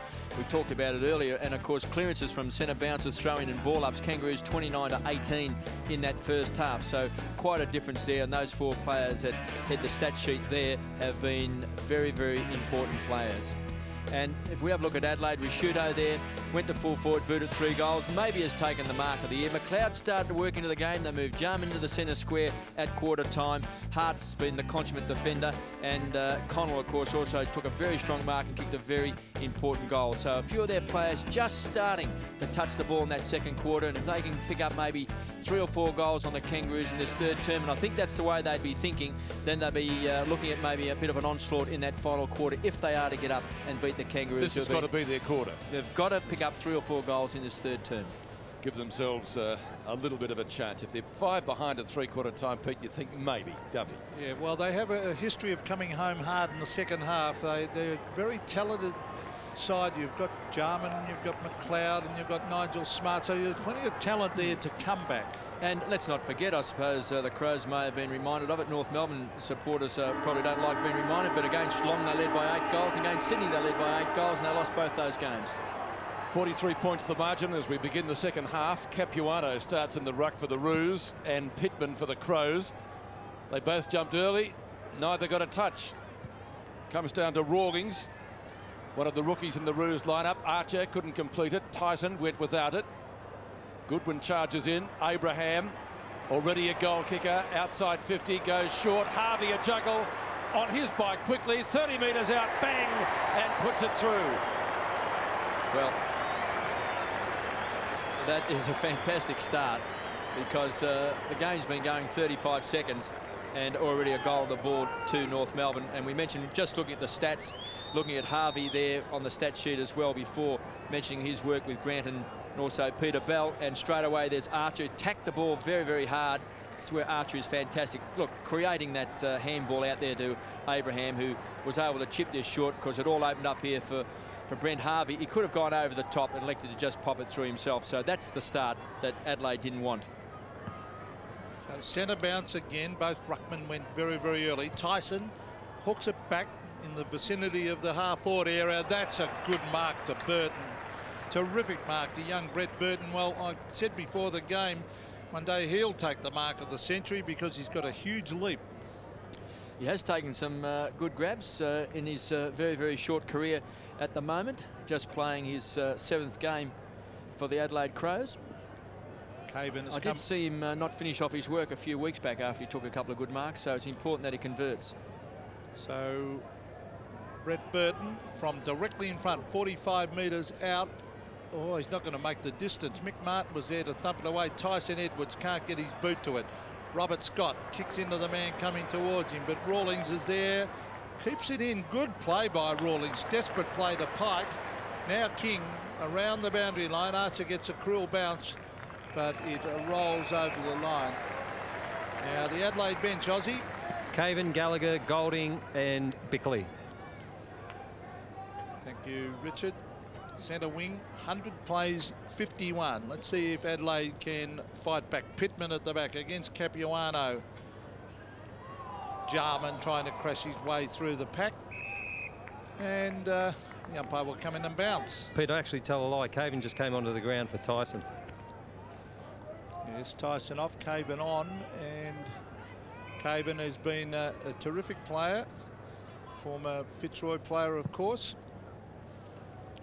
Capuano flicking it over the back to Stevens. Stevens has been very, very good with his bullocking style. Was that a push out? Umpire said no. Grant, centre of the ground, Shannon Grant. He gives it off to Stevens. Stevens drives to half-forward. Scholl marks now. This is within kicking distance for Scholl. He is a huge kick. Now this, I would say the player on the mark should be back inside 50. Well, Bassett's done well, because he's crept outside of 50. Well, I still think he'll make the distance here, Craig Scholl. He's a huge... Oh, he hasn't quite got onto that. It's a wobbly one to the goal square. Socket away And taken by Ben Hart. Oh, that was nearly a goal to Archer. I think he's kicked this. Archer might have just kicked it out of his hands on the ground. He has. Ben Hart should have put that one through. He's still, I don't know whether Archer got his foot to that. Well, he sort of put his hands on the ball. This will be very interesting to see here, because let's have a look here where Smart taps the ball onto Ben Hart. Now it goes to ground. He's got his hands there. Gee, I think he missed it. He missed it. In fact, we may even see it again, but for mine, Glenn Archer missed it. On replay, it looked like it was an airy 17-4 to 8-3, 106 to 51. The goal gets credited to Archer nonetheless. Jarman tries to get out of the congestion. McLeod can. That's a good kick. Up towards half forward. The ball bounces, well, in favour of the Roos. King. Burton had to sit and wait for it. Didn't come his way. Costa and Grant. Grant with a good fist away. Pick it off. Bang. Crash. Wallop. Oh, that's holding the ball, surely. Could have been taken high too. Stevens back to Pike. Grant again in front of Costa. Good diving mark at right half forward. When you take on your two blokes and get caught, that's holding the ball, surely. His prior opportunity is there. Grant short of right half forward. They come from everywhere. Abraham gets ridden into the ground by Connell. Goodwin. Quick kick to centre wing. Stevens. A little bit too slick for Grant on that occasion. Costa for McLeod. The advantage is paid to the Crows. Burton from Woodville and West Torrens needs to be quick, Brett. Not as quick as he would have liked to have been. Up towards the full forward line now. Robran takes the hand pass. Has a ping at the goals. He has missed and registered one behind. That hand pass came from Stevens. Pittman goes off. Last week I saw a similar incident then. Let's have a look at this goal. Robin played on from an advantage decision and went through for a point. Last week they brought it back. So what's the story there? Well, that came off Glenn Archer's hands. Yes. The last point of contact was Glenn Archer's hand, so that's not a goal. He put it over the line, almost like a try. So Pickett brings the ball back. Good long kick. Harvey. Welsh. Good tackle by Costa. Ball jarred free initially, then he grabs it in again. A stalemate, and it's going to be a ball up on centre wing. Aussie for the Roos bench. We've got Gary Durkee, Cameron Mooney, Shane Clayton and Corey McKernan. There's Cameron Mooney in the middle of that pack. So the bounce will take place way out at half forward for the Adelaide Crows, and they really need something in a hurry. There's Golding. Did it well. That might be in the back. It is in the back. Once you ride a bloke into the ground, 9 times out of 10, Kevin, they pay it in the back. Well, this is in the back. This is a correct decision. So Kane Johnson drives to half forward. Oh, McCartney flew high and the big fist away. Anthony Stevens went without it. Quick hand pass came out to Rawlings. Pike. King. He tried to beat Tyson Edwards. Pike. Beautiful hand pass. Back to McCartney. Kicks wide. Oh, Caven nearly collided with Welsh. Shades of the Tony Lockett collision there, wasn't it, almost? I don't think Peter Caven wants to be reminded of that famous clash. There he is. He's been a great player for Adelaide. Terrific pickup. Golding beaten to it. Oh, it's shoved out by Shannon Grant. On the bell. Archer will fly from the side. He attacked that ball very hard. Smart goes to ground. Here's Stevens. The Kangaroos, that's a great kick to Scholl. Tremendous kick by Stevens. Long and with plenty of depth and an easy mark to Scholl. What we saw again there, boys, was Dennis Pagan's paddock. There was no one other than Craig Scholl in the forward 50. As the ball came down, he ran over the top of it and took an easy chest mark. Yes, it was a very good kick also. They do set it up well. You've still got to be able to finish by kicking the ball so the player can run on the ball, particularly if he doesn't have to break stride, which Scholl didn't have to do then. So he's going for his 4th goal. Well, he's a great kick normally. He's directly in front, very balanced and splits the middle. 4 goals to Craig Scholl. We saw a shot of Dennis Pagan a second ago and he looks very relaxed up there, and no wonder. Well, Adelaide would have been hoping to come out in this 3rd term and kick the first 2 or 3 goals, but it's worked in North Melbourne's favour. They've booted 3 goals and just a behind to Adelaide. So the the Crows now have got a big job in front of them because North Melbourne is playing so well, got winners all over the ground, and that man has been great with 4 goals. Well, furrowed brows up in the Adelaide coach's box. Terry Moore and Malcolm Blight. Was Terry Moore's famous for a marking picture too, underneath Michael Roach, wasn't he, KB? He was, and only one other Richmond player in that famous mark. Have a look in the right-hand corner. A little rover snooping around, where was there? Yes, and I was screaming out to Michael Roach to handball it. I think he went back and had a shot, which probably proves he's one of the most selfish players ever to play the game. Bounce at the centre. Smart attacks it. Goes off the ground. Fickle bounce. Didn't do Connell much good. Burton to Robran. Pike chips in. Intended for Bell, I think, but King takes it nonetheless. King up towards the circle. And the mark taken by Kane Johnson. Looking for options across half forward. Not much on offer. Goodwin. He only travelled about 15 to 20 metres. Crows needed to get the first few goals. It's gone the other way with the Kangaroos getting them. Big marking contest right inside 50, and Robin's got the mark. Well, believe it or not, I think the umpire is dead right here. What did you think, Kevin? I thought the Adelaide guy had it. Well, let's see if the picture tells the story. Yes. Strong grab there by Matthew Robran. The Kangaroo supporters have seen the replay on the big screen and don't agree. Well, I think Robran certainly had the most purchase on that ball. No doubt. I agree. So he's a thumping kick. He'll get the distance right on 50. Robran. That's a good kick. That's a beautiful kick. Never in doubt. Robran gets his first. So the boos go around the ground, but I think if we had a chance to even look at that again, we would see it was just the strength and the body power there of Matthew Robran, and with the extra purchase on the ball, we see young Brady Rawlings in front, and Matthew Robran, bang, that is a clean mark. Clayton back onto the ground for the Roos. Goes up to half forward. Badly needed goal to Adelaide through Matthew Robran. A very good umpiring decision too. Now the umpire's called holding the ball. Gee, that was sudden death too. And we'll go to Brent Harvey. Let's see, he picked it up. Bang. Oh, that is tough. That is not a free kick. That is not a free either. Scholes marked 20 metres out. I don't know about some of these umpiring decisions, but you've got to give the guy a chance to get rid of it. But Scholes doing particularly well up here in front of goal. Well, the terminology is a good one. Prior opportunity, and of course Goodwin had no prior opportunity. He's just had his momentum at gathering the ball. No chance really to make up his mind whether he could handball it or kick it. Scholes going for his 5th goal, and if he's had his kicking boot on today, you would expect him to kick it. Well, he's a very relaxed kick. Look at that. He just takes his time. Bang.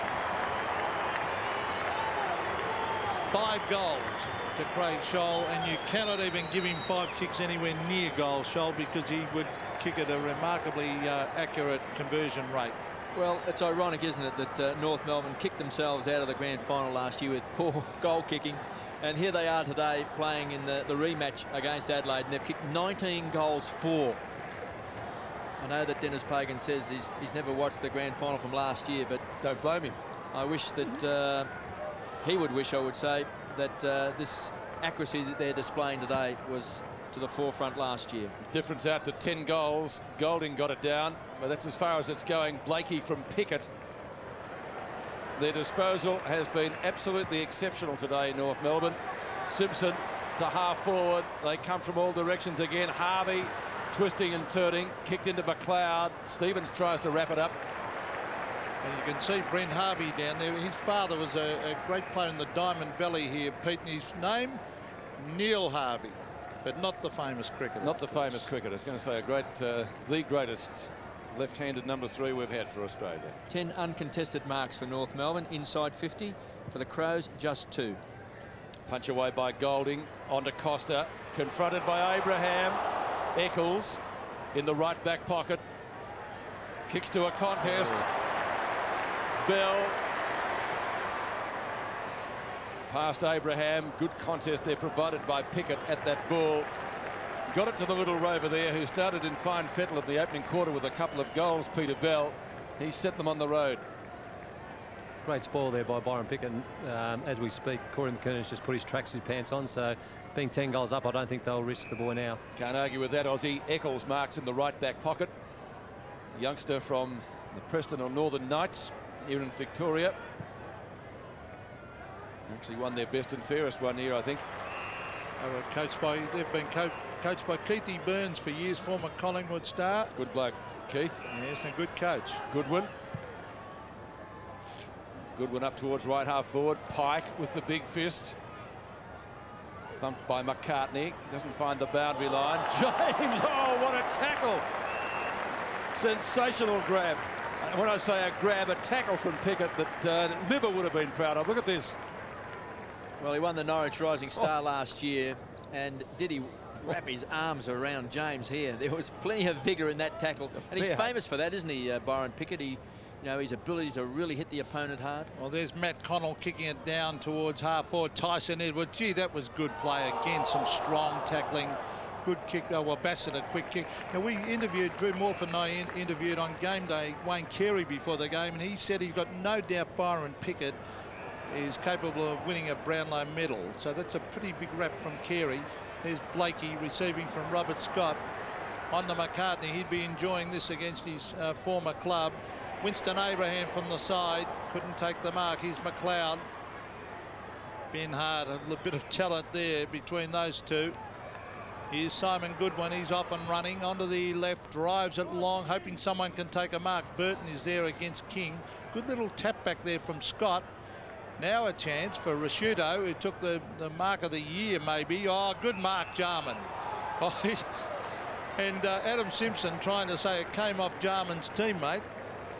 Burton. So let's have a look at this, because looked like they both nearly raffled this, but nope. Clean mark there to Jarman. So Darren Jarman, who towards the end of the second term kicked a sensational goal from the boundary, 55 metres out on the run. This one directly in front, 30 metres out, nicely balanced as he comes in, stabs at it and kicks it. Well, he's gradually worked himself into the game, Darren Jarman. Started at full forward. He was picked up by Glenn Archer. Really struggled to get his hands on the ball. Moved to the midfield at the start of the second quarter. He's had 12 possessions and 3 marks, and he's booted 2 goals. So he's tried to really work his way back into the game. And one of the better players since quarter time for the Crows. Rashuto kick around the corner, and there's that mark, and Adam Simpson thinking it may have come off Burton.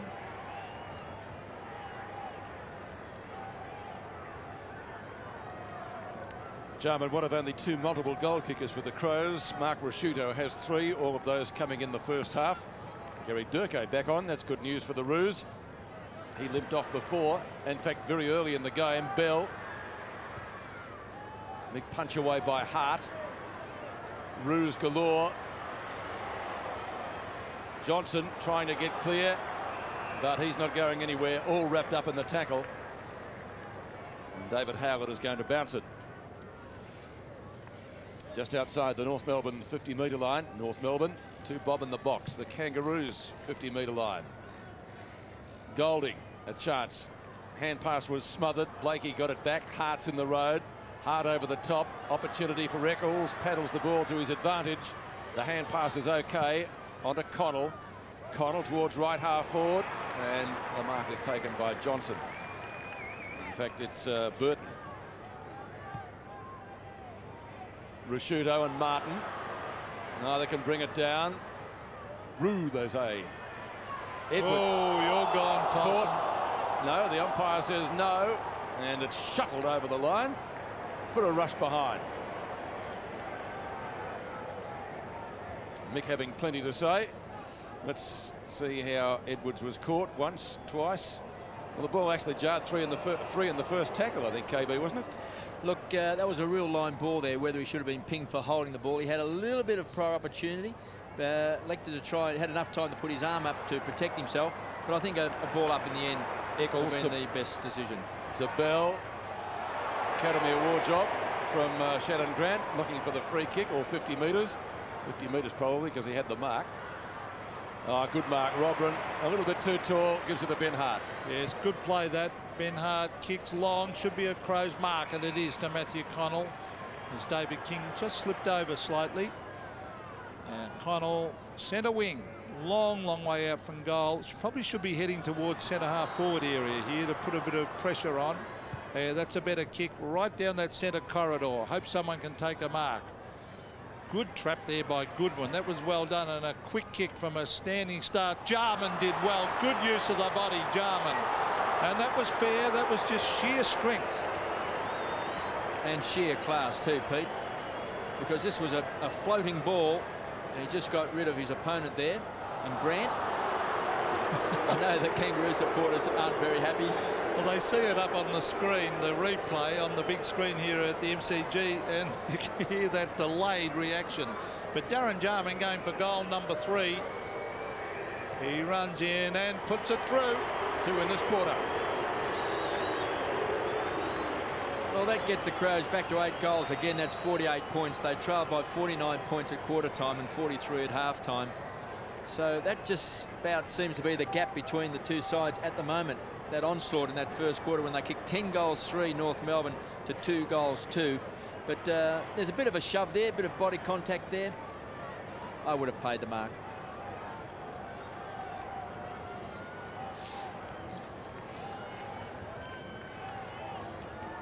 Darren Jarman joining Mark Rasciuto as the leading goal kicker for the Crows so far with 3, 19-5 to 11-5. 8 goals is the margin.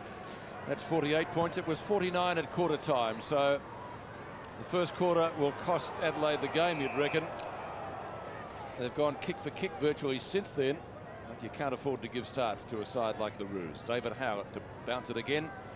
All in for this one. Robran's there, Golding, Capuano. Won by Golding.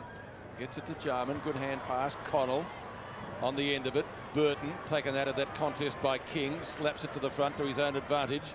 Simpson onto Pike. Over the top. They share it around. Good tap by King. Back to Pike. Pike off a step. Kicks towards left half forward. Hart tried for the Specky. Scholl was there. Archer. Hand pass went astray. Oh, Abraham too high the tackle. Crash. Yeah, he's got the kick.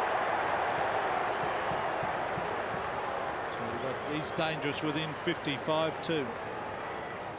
Well, you can see there he's caught high, so the free kick certainly has to be paid. Smart just dumped him. Kick 1 goal, Winston. He is a very good kick. That's one of the things that he's brought to North Melbourne is his kicking ability. He's kicked 14 goals 4 for the year. So one would think on that sort of average, he'll go very close. Kicks from outside 50, gives it a decent ride. Beautiful kick, never in doubt. Abraham second, first this quarter. It's 25 to 11-5, and the difference is back to 9 goals at the MCG. I don't know, Pete, whether I've seen a small player, and Winston Abraham is a small player, who can kick the ball as far as Winston Abraham. When you can hear the ball coming off the boot. There's a real thump here, isn't there? Yep. Listen to this. It's unbelievable the amount of contact he gets on the ball.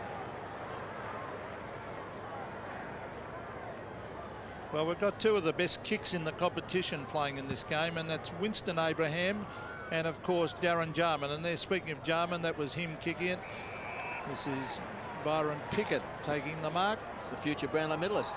Well, Wayne Carey said he is good enough, and I wouldn't argue with him from what I've seen in his couple of years at North. Now, that was Shannon Grant trying to barge his way through the pack. He's picking up a bit of form, Kev. Shannon Grant's been very good today. He started the game off in fantastic style in that first quarter, along with Peter Bell and Anthony Stevens. He's had it 21 times, and he's kicked 2 goals. So it just goes to show the impact he's had on this game. Here's Connell. He got caught high. Now, might get 50 there. And no, the umpire... Benefit of the doubt. Yeah, benefit. Maybe Durkay didn't hear the whistle. Matthew Connell, he's trying hard. He's had a pretty good quarter. Hart's been good as usual. Very talented player, Hart. Now, this is Kane Johnson stabbing it low. Caven, again a low kick into Burton. Maybe if he had have turned around quickly, could have played on. Now, He kicked a very ordinary kick before from a similar distance. It didn't make the distance. So see if he can kick any better here. Probably not a smart, probably a smart move not to play on there, knowing that David King was going to run him down, perhaps. Yeah, thank you, Aussie. And Brett Burton, they could do with a couple more quick goals. There's the kick. Gee, that looks pretty good off the boot. It's starting to swing away. Poster. And it just hits the post. So bad luck to young Brett Burton.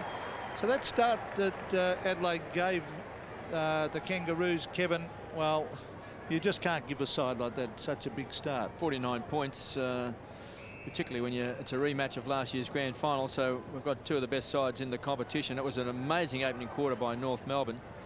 But so far, the game's been pretty even since then. But North Melbourne not giving up this lead easily. Caven's hand pass is okay onto James. Johnson was the flyer, couldn't drag it down. In fact, it was Burton. Martin. Mighty Mick kicks to centre wing. Oh, Stevens, that's a good grab. Be a free kick to the Golding here. Decides to give it back to Stevens. Obviously appreciates his kicking ability. A little bit of a nudge there. That's a good mark. Bassett. Left half forward taken by the full-back Nathan Bassett. Well, they're getting plenty of the footy, the Crows. Still can't bridge that gap. 1 point. Do you like those check side kicks, Kev? Not really. I'm not a check side devotee. This is a good mark. He can take some good grabs, hasn't he, Bassett, today? He missed a lot of games last year, Pete, and he still finished 10th in their best and fairest. I think he only played something like 13 games. So obviously he showed a lot last year, and even today he's taking some good grabs. Corey McKernan, who limped off with what we were told was a hamstring back-related injury and hasn't been asked to come back on since early in that second quarter. King, Grant in front, Eccles over the top. Yes, that's a correct decision, that one. Man in front gets the nod.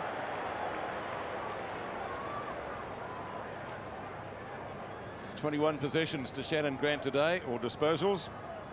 Another one coming up here. Lovely balk. Kick could have been a little bit better. Bassett under pressure. Robran leaves it for James. Oh, off the ground, Pike. Good tackle again. We saw there by Byron Pickett. Once he tackles you, you don't get too much further. Bell wrapped up in one as well. Bassett with the left-hand handball. Onto Robran. Likewise, Prosciutto. Mark him down for mark of the year. It was a sensational grab in the second quarter. Take a lot to beat that, but the ball beats these players. Capuano and Burton over the line for the throw-in, 25 metres from the behind post. A minute and a half to three-quarter time. Shannon Grant's had 13 kicks and 9 handballs. Anthony Stevens 14 and 3. Peter Bell 13 and 5. Brent Harvey 12 and 6. So there's 4 little guys getting heaps of the ball. Up by David King over the line after that quick little kick. And Connell, who started on the bench, Pete, for the Crows, has had 12 and 2, so he's done well since he came on. Yes, he has done very well since coming on. Matthew Connell. Ben Hart's been good. He's had 12 kicks. And well, he's taken 8 marks, Ben Hart. Well, he's a class player. Golding used his body well, then kicked into his teammate. Here's Pike, tackled by Jarman. Jarman kicked into his teammate. Bassett's down there. It's shuffled out. David King went straight for the boundary line, and at the 50-metre line has put it over. David King missed a few games through injury, but certainly adding run out of defence for the Roos today. You don't see David King put in too many bad games. Capuano in front. There's a bit of, well, Pickett got wrapped up in a tackle. He's usually applying them. It's going to be a ball up inside 50. Good percentage booster at the moment for the Kangaroos. Mark Bickley on the bench. He left the ground early in the first quarter, and he won't be coming back.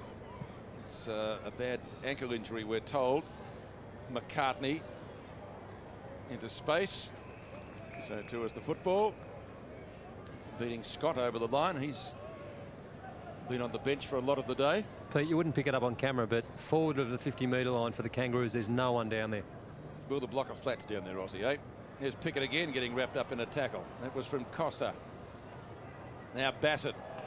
The 2 number 8s tangle. Scott's got him, but he's not going to get the football. It's going to be a ball up with half a minute remaining to three-quarter time. And there's the gap that Aussie was speaking of. Not much down there. Nice green grass. No, not a player on within the 80 metres offensive side. And we're right in line with the centre circle. Well, there's Brett James kicking a goal. And I think he's got a point here, I'd say. Yes, he has. And still not a player has gone back on the North Melbourne attacking zone. And still they haven't. So they're crowding that back line. The numbers have gone down there, the Kangaroos. This is Brent Harvey, who's been very, very good. As the siren sounds, the Kangaroos, I should say, with this game well under control, Kevin. Yes, with this amazing kicking. 20 goals, 125 to 11-8, 74. And Malcolm Blight, he'll be just pondering there with Terry Moore, just what they can come up with in this last quarter. But so far, they've been able to extend the lead. It's a 52-point lead after leading by 43 points at half-time. Mark Risciuto, very good in that second term when he booted 3 goals. And a very relaxed Dennis Pagan, and Mark Dawson comes down. The Kangaroos in a fantastic position to maybe pick up some good percentage here. Malcolm Blight will be looking to see if they can salvage something out of this game in this final 20 minutes that coming up in this fourth quarter. But at three-quarter time, it's a very good performance by North Melbourne, who lead 125 to 74. The Mother's Day morning here at the MCG. Dennis looks worried, but he's not, I'm sure. 51 points is the margin, and remember, at quarter time it was 49. So the Crows have kept pace with the Kangaroos, but it really hasn't been good enough after that onslaught. And pretty hard to come back from that. It was 10-3 to 2-2. Now it's 25 to 11-8. We'll take a break from the MCG, back shortly. I mentioned at the start of the match that the Crows have only beaten the Kangaroos once here on the MCG. That was on grand final day last year. They trailed at three-quarter time by 51 points.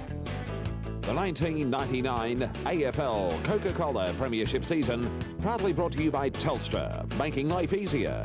The McDonald's Footy Burger, the double quarter pounder with cheese. Foster's Light Ice for extreme refreshment. And the new Mitsubishi Magna 3.5, the next generation. Corey McCurtain leaves the field. He won't be coming back, I'd reckon. Let's go down to the boundary line, and it's Richard Osborne. Well, guys, the Crows have certainly showed some fight, but I think you hit the nail on the head a bit early in the commentary box when you said 8 goals down at quarter time. It's just too hard to get back there. Still 9 goals down, so they've shown the fight, but just not good enough. So good on you, North. Yes, a little bit of revenge for that defeat in the grand final. Let's see what happened in the third quarter. The kick's about the same. Handball's about the same.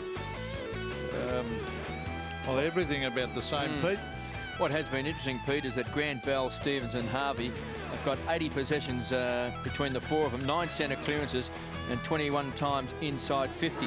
So those 4 players have been the driving force behind North Melbourne, getting the ball quickly into their forward line. And we know Scholes finished it off with 6 marks and 5 goals.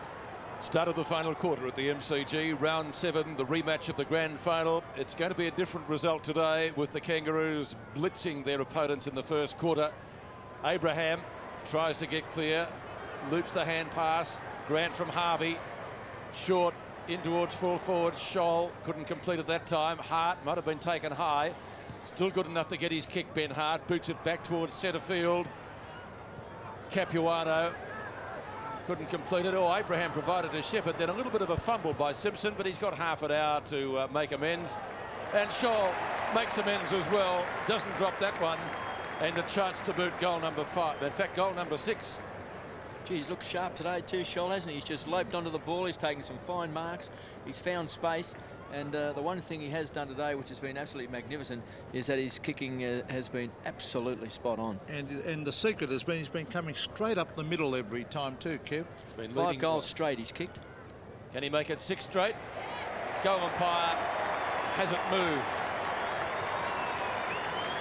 So 3 after half-time, 3 before half-time for Craig Scholl. The Kangaroos to 21-5, Adelaide 11-8 at the MCG. Well, we see Capuano there, went to ground with Golding. I thought he may have hurt himself there at one stage. Simpson had plenty of time. There was no pressure put on him. And then he just belted this ball back. And Mark Stevens, who started full forward, is now playing at full back on Scholl, just caught behind. So Aussie is down there with the Kangaroos bench. Cameron Mooney, Brett Harvey, Scott Welsh and Corey McKernan. The Ricky Richard, 21-5, plays 11-8. Capuano, but the umpires found a free kick. It will go the way of Adelaide. On the shoulder. And it is Darren Jarman. There's a beautiful kicking style in towards Rashudo. It's thumped away from him, socket off the ground, and that's out on the full. And it'll be an Adelaide kick way out at half forward. Let me see what it is. It's Peter Caven. So he'll be going short. Oh, dangerous kick. But the umpire making him come back and kick over the mark. So Peter Caven too far out to score a goal. May look for a short one. But he's forced into kicking it high in front of goal, and the pack develops. Up they go. Mickey Martin spoiled what would have been a mark to the Crows. And a great kick. Finds Shannon Grant. Good play by Mick. Grant, lovely kicking style. Looking for Archer. Smart. Just got him out of the way. Quick hand pass comes down in the direction of Smart again. That was from James. And eventually it's just shuffled around the boundary line and over about 60 metres around from the Adelaide goals. We go down to Aussie with the Crows bench. Pittman, Bickley, Tyson and Gallagher. Thanks, Aussie. Throw in right on 50.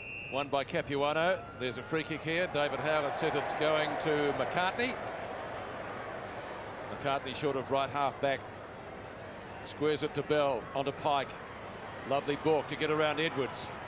Only just in the end. Kicks up towards the centre square. Eccles, a little bit of a fumble. Gets taken out by Abraham. Good buck. James, wrapped up by Harvey. Caven, likewise by Harvey. Onto Golding. Archer, tackle, ineffective. Brushes it up towards half forward. King, solid in defence. Long hand pass. Well, you wouldn't ping him for deliberate, but I think that was the intention just the same, wasn't it? But that was clever. Kevin, he looked up and he saw two Crows players, so he deliberately went wide. Well, I think there's no doubt that he wanted to put the ball over the line. So he did very well, but he couldn't ping him for it. Robin. 35-metre handball. Connell, little spiral punt. And he finds King on the end of it, though. Out to Pike.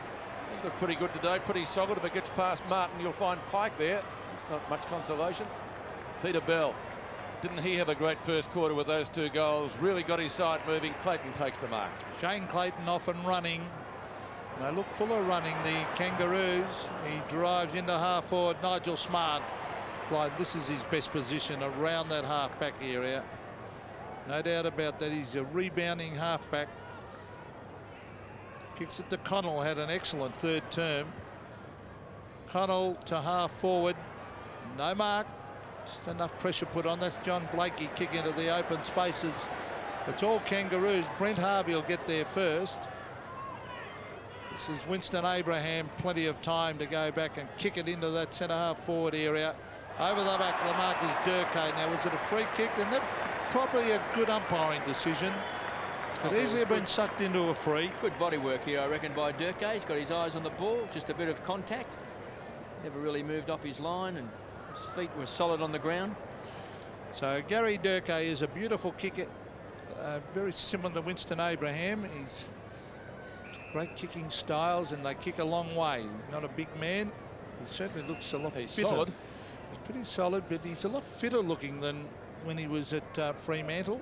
He's kicked 6 goals for the season, Pete. So Gary Durkay will have to kick it about 52 metres as he lays back on that, trying to just drift it in. It's helped on its way by Ben Hart and through for a behind. Big fly by Scholl at the back too. Rushed behind. Oops. You don't often see. Now he's paid a he blew the whistle, maybe a little bit prematurely. McLeod is going back to take the kick. It's not going to alter the result of the game. It's in Sean Wren corner when he was pinged for holding the ball. Remember that? Controversial holding the ball decision. Smart is against the Roos in one of those close finishes. Robrin. Pike to Clayton. Very accurate hand pass. Stevens. Pickett at midfield. Over the head of Durkay. And Hart works himself into a position to be able to take the mark. So the sting gone out of the game now. Ben Hart looking for options across half back, decides to go short, finds Eccles. Malcolm Blight certainly had plenty to say at three-quarter time. I guess along the lines of pride, play for the jumper, see what you can salvage from the contest, which really hasn't been a contest, has it, since, well, I suppose halfway through the first quarter. It ceased to be that. Oh, Robin, that's a good mark.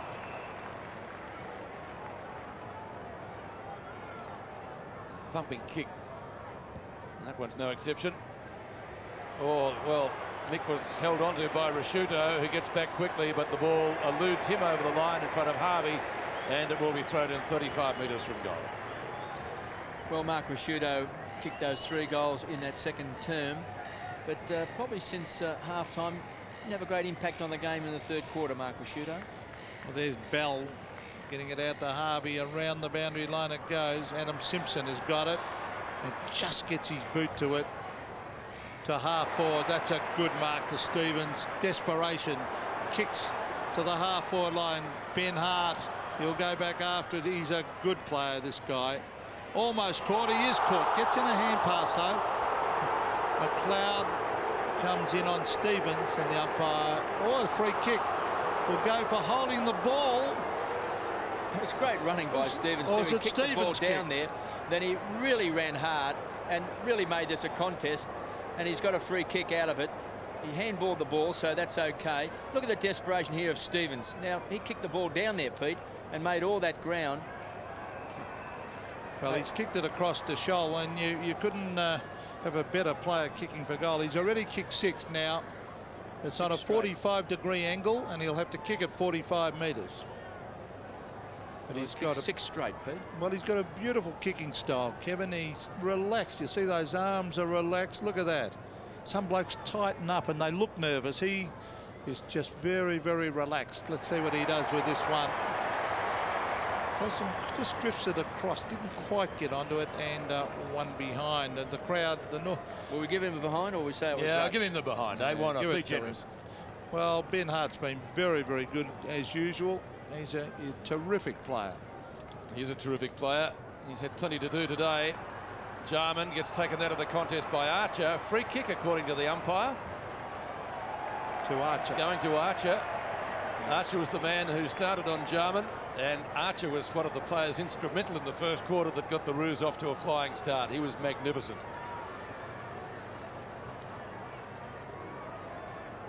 Can play anywhere. Sort of in the mould of a Terry Danaher, I guess. Capuano in front. Couldn't complete it. Goodwin gets it onto James. Punch away by Pike from Caven.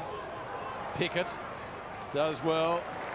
Shannon Grant not wasting any time. Caven on the mark. Capuano. Too easy. Well, they had 2 options there. Archer was breathing down his neck. Left it for his teammate. And Capuano has a chance. Used the ball beautifully today, Shannon Grant. This is just typical of the way that he has pinpointed passes to his teammates. Well, 11 Roos players have scored goals. Capuano could make it an even dozen.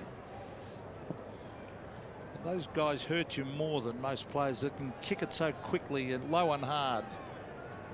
Matthew Capuano from 35 metres. He likes it. It's a goal.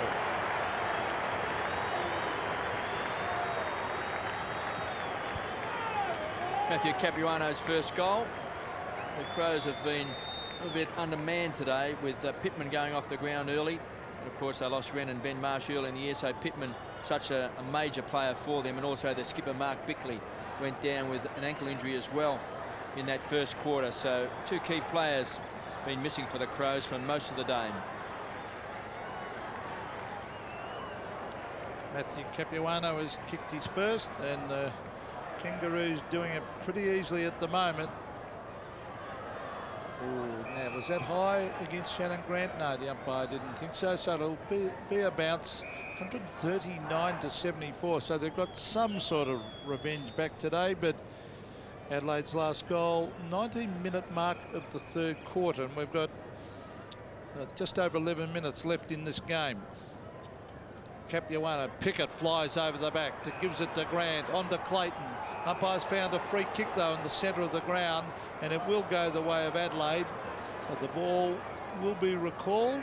Yeah, they called out a throw. The crowd weren't too keen on that one, and I've counted every one of them, Macca. There's 22,006 people at the ground today. Thank you, Richard. As we see Goodwin down the middle, and it's a mark, a good mark. Down there to Burton. Brett Burton started an interchange. Hasn't been in the play a lot. But he can mark, and you mentioned earlier, Pete, that maybe one day he might take the mark of the year because he's a high-leaping player. Hasn't quite been able to finish off his work today. Well, he's 45 metres out, runs close to the man on the mark, and again, I just don't think his kicking matches his marking ability at the moment. Maybe they can work on it a bit and improve it, but he's just not a driving kick. Well, it's an area he's got to work on. I saw him a few weeks back at Football Park take a couple of spectacular marks, but wasn't able to finish off. And he's hit the post once today, but he's had a couple of opportunities, but he just hasn't been able to score a major. Welsh, the Roos going for their biggest ever win against the Crows. That was 80 points, 1994, round 12 at Optus Oval. They may still be able to do it today because we've just passed or just getting to the halfway mark of the final turn. This is Peter Caver on left centre wing. Good stretch by Edwards. Now Burton has it knocked away by Pike, and Pike kicks into the man straight in front of him. That was Burton. It ricochets over the line. That's a fierce countenance. I like the little wink. Looks like he's preparing for a world title fight, doesn't he? With the, he does too. With the 5 o'clock shadow and the shaven head. Could be fighting for the middleweight championship of the world against marvellous Marvin Hagler. I wouldn't wink at him in a bar, I can tell you. Shannon Grant, he's had a terrific match, hasn't he, Grant? Gives it to Mick Martin. Tries to spiral it to the outer side. He'll find, if the bounce is okay, Peter Bell. One of their stars in their first quarter onslaught. Welsh will try for the specky. No, he couldn't. Hart was there. Good spoil by the Crows defender. Arguably a free kick. Brilliant play, Hart. Stevens a chance in front. Tackled by Welsh. Ball jarred free again. Stevens. Tyson at midfield, tries to draw Martin to him. Don't think I want to try that too often. The hand pass almost went astray. Picked up by Edwards. Fumbling is costing them. Bassett. Now Edwards again. He'll give it over to Goodwin. Goodwin goes at goal. The defender, well, kicked it like one. We can say that because it's hit the post. Simon Goodwin's first score of the day. One behind. Crows fans aren't happy, as you wouldn't expect them to be. Hit the post 3 times today. Matthew Connell, Oops. also Brett Burton and Goodwin now. 3 posters for the Crows. And Pike had to make ground for that. Took off like a topspin lob, but he touched it just inside the line. Throw in. Well, North are looking again like they're going to be a force, because certainly the Carey is to come back into that side, make an enormous difference. And also Mark Roberts is out. Mark Robertson. Well, they're a very talented side, the Kangaroos, as is Adelaide. Tyson, oh, he's a terrific tackler. Pickett. Here's Stevens hugging the boundary line. Oh, look at Archer come on the side and launch himself into that ball. Courage that, wasn't it? Oh, and he keeps his eyes on it. Never wavers. In towards half forward. Jarman has it thumped away by Blakey and over the line in front of the Melbourne members. Put the sting right out of this game at the moment. Let's have a look at this mark again. This is a fantastic mark. I mean, just coming in from the side. No fear for his own safety. Throw in front of the now inaptly named Smokers stand. Punch to the front by Mooney. Simpson carts it over the line. 63 points the margin. It doesn't look as though it'll be the Roos' biggest win over the Crows. May still be. We've got just on 8 minutes to go in the match. And as Pete said, the sting has gone right out of the game. James, a little gift to Connell, who gets ridden into the ground by Clayton. Holding the ball.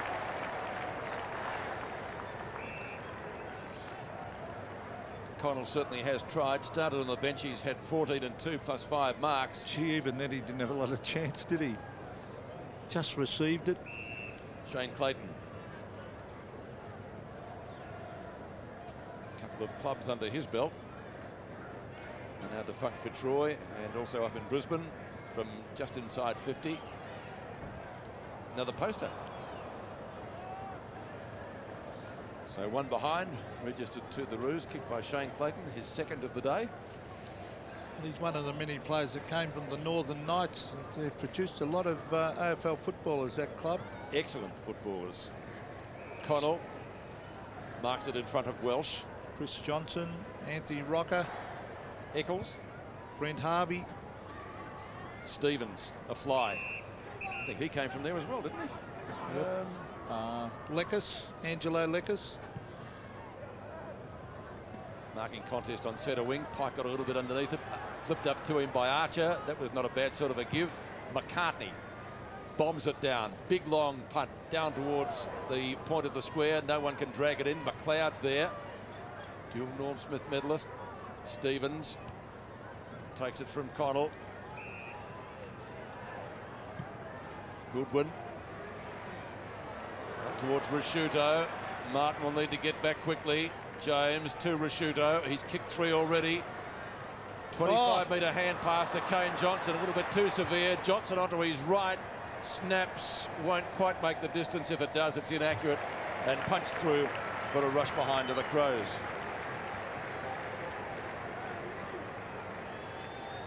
Andrew Starton. Can we take off him?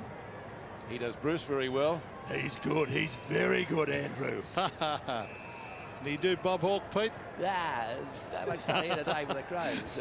And he's a Crows supporter. We shouldn't let him into Victoria then. As we see Shane Clayton to the halfback area, and it's thumped over the line. And we're not going to ask you to sing. Gary Durkay there, and with him is Brady Rawlings, just doing some warming up. And probably you would think Wayne Carey would come back into the side next week. Let's hope so, for the game's sake and for the Kangaroos' sake. Think he'll get a game, Pete, or have to play in the reserves? Well, I wonder about that, the way they're performing. Might have to bring him back through the reserves, don't you think? Bring him back through the reserves, yeah. Get on to that. He's Brent Harvey, who's been very, very good, and he's got one asset in particular that is invaluable in AFL football, and that's pace. If you've got that super quickness off the mark, you can go a long way in this game. Harvey to the half forward line. Oh, 3 or 4 Crows defenders thumped it down his cave and giving it to Tyson. He's off and running. Clever little hand pass over the top to James. James, a low trajectory kick, finds Bassett. Could have run on, but he's a left footer. He can have a shot from there, and will have to kick it about 45 metres. 1 goal in his career. So Nathan Bassett will kick for his first goal of the game and his second of his career. Thank you, Peter. And let's see if he kicks like a defender. If he's a typical left footer, he'll hook it to the right. Well, it's not a bad looking kick. Didn't quite make the distance and forced through for a behind. So Nathan Bassett remains with 1 career goal. Not a great day for the Crows, but plenty to celebrate for the Kangaroos. Byron Pickett. Like to see him playing on Libba. That'd be interesting, wouldn't it? See who could out-tackle the other. Johnny Blakey's got a free kick here at right half-back. 33 in July. 135 games with Fitzroy. Played in their 96 premiership side. Probably go on for another year yet, I reckon, the way he's going. Grant again. Blocked by Jarman. But Grant has been in everything. Gang tackle. Jarman looks for a free kick, and Peter Caven backs him up, and the umpire agrees with them. I think that that was a good decision. I don't think Grant was making any attempt at all to get that ball out. He made plenty of actions, but I don't think any of them was to get the ball out. They get it onto Tyson. Tyson onto Connell. Inside 50. And good defence down there from King. Rushes it through for 1 behind.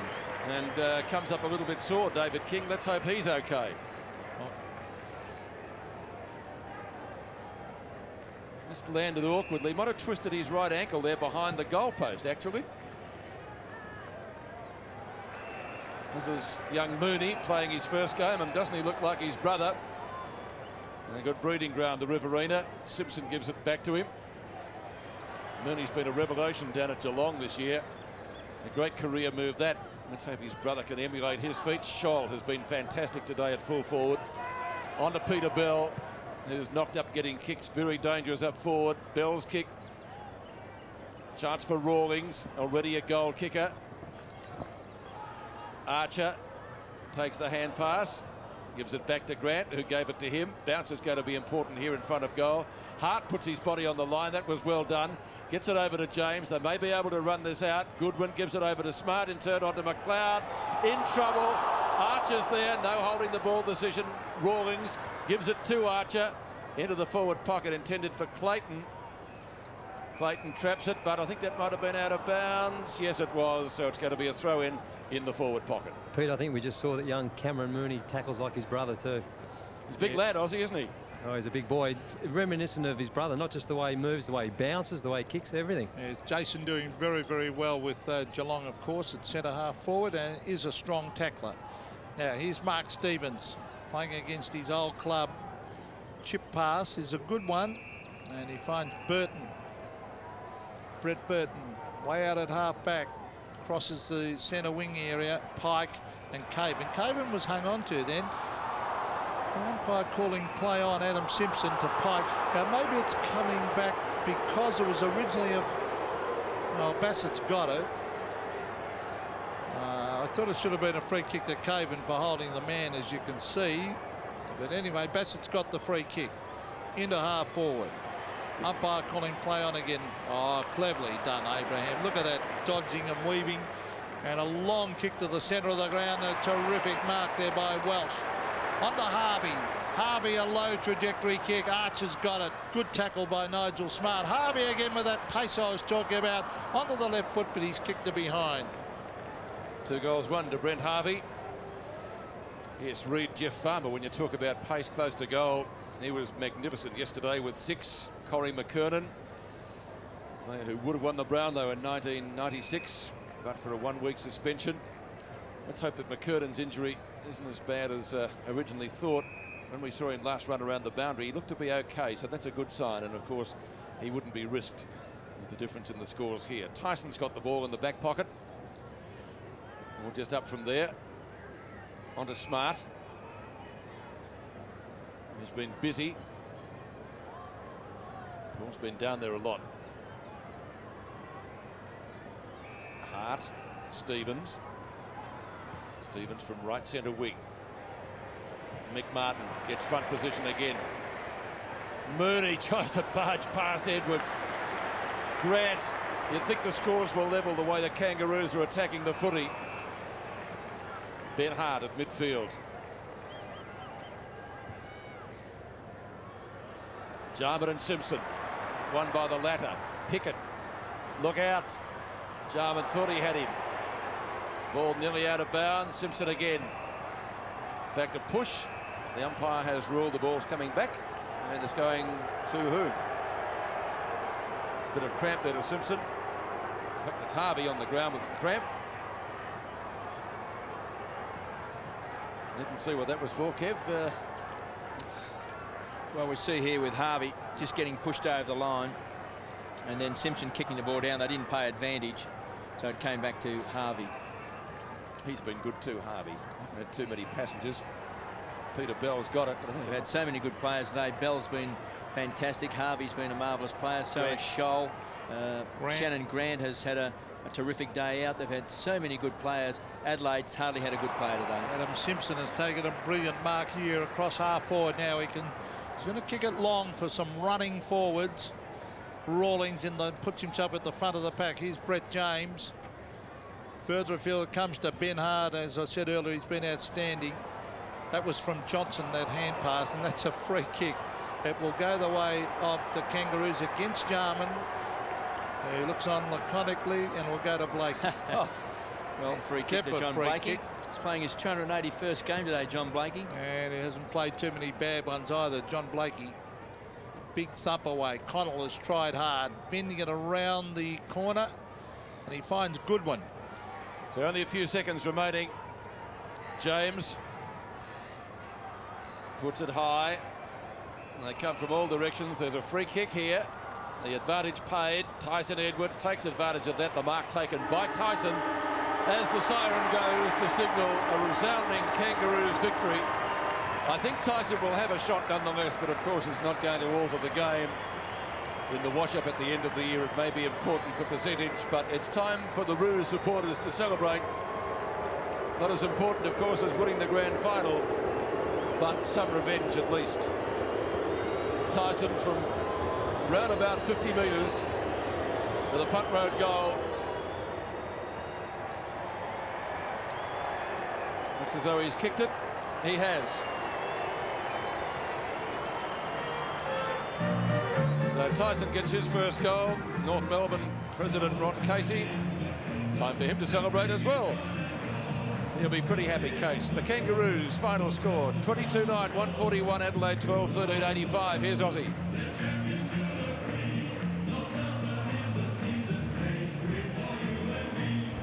Well, Sholly, you were just saying to me you needed that win. 8 goals head start in the first quarter. A great win for the boys. Yeah, it is. Aussie, we really needed that today. You know, we've really planned ourselves for this game, and it all went our way in the end.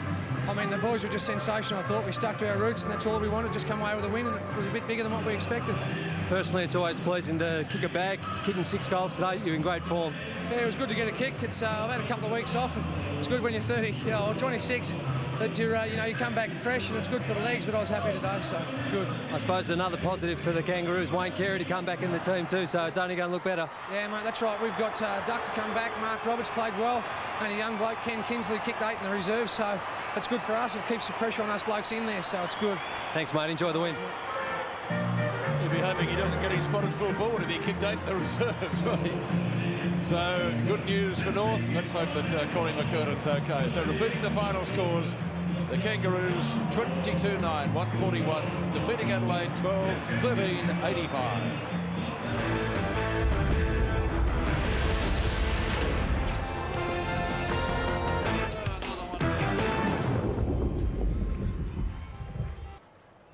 Kangaroos in the end victorious by 56 points, their second biggest win ever over the Crows. Scholl got 6 goals for the winners, Jarman 3 and Rasciuto 3 for the Crows here this afternoon in the grand final rematch. Let's go over to Subiaco now for the clash between Fremantle and Geelong. Some highlights of the first half, and their commentators are Dennis Cometti, Ian Robinson and John Worsfold.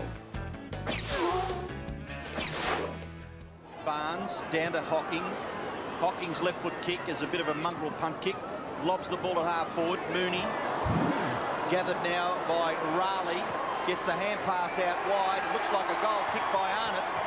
Kicks it to the left forward pocket area. Big punch away from Mooney. Ball spills to the back. Prescott under pressure there from Milburn. Harding gets the ball away, but missing the football was Mann. Comes out wide. O'Reilly, did that go far enough? No. Kick off the ground by Minch, was it? Minch's left foot kick off the ground's a goal. Kick towards half forward. It's between wing and right half forward. It's Toya.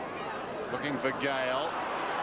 Ball finishes up behind, taken by Scholl, the dasher, who started last week on the bench. Had his problems with Daniel Chick when he came on. The kick comes in from Mensch, meantime, inside the 50. The trainers have called for the stretcher. They've called for the stretcher, and the umpire is waving play on as Stoneham hand passes to Mooney. A man on metres in the clear towards the goal square. Milburn will run in and kick the easiest goal in AFL footy. There's the bounce, about 10 metres out.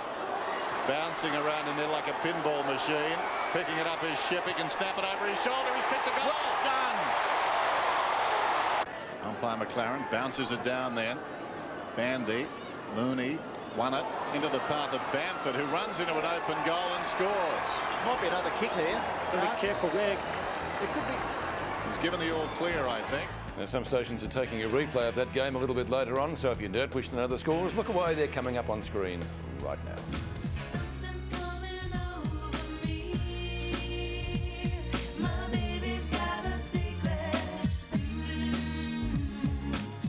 Half-time over at Subi, full-time here at the MCG. We'll take a break. Back in just a moment.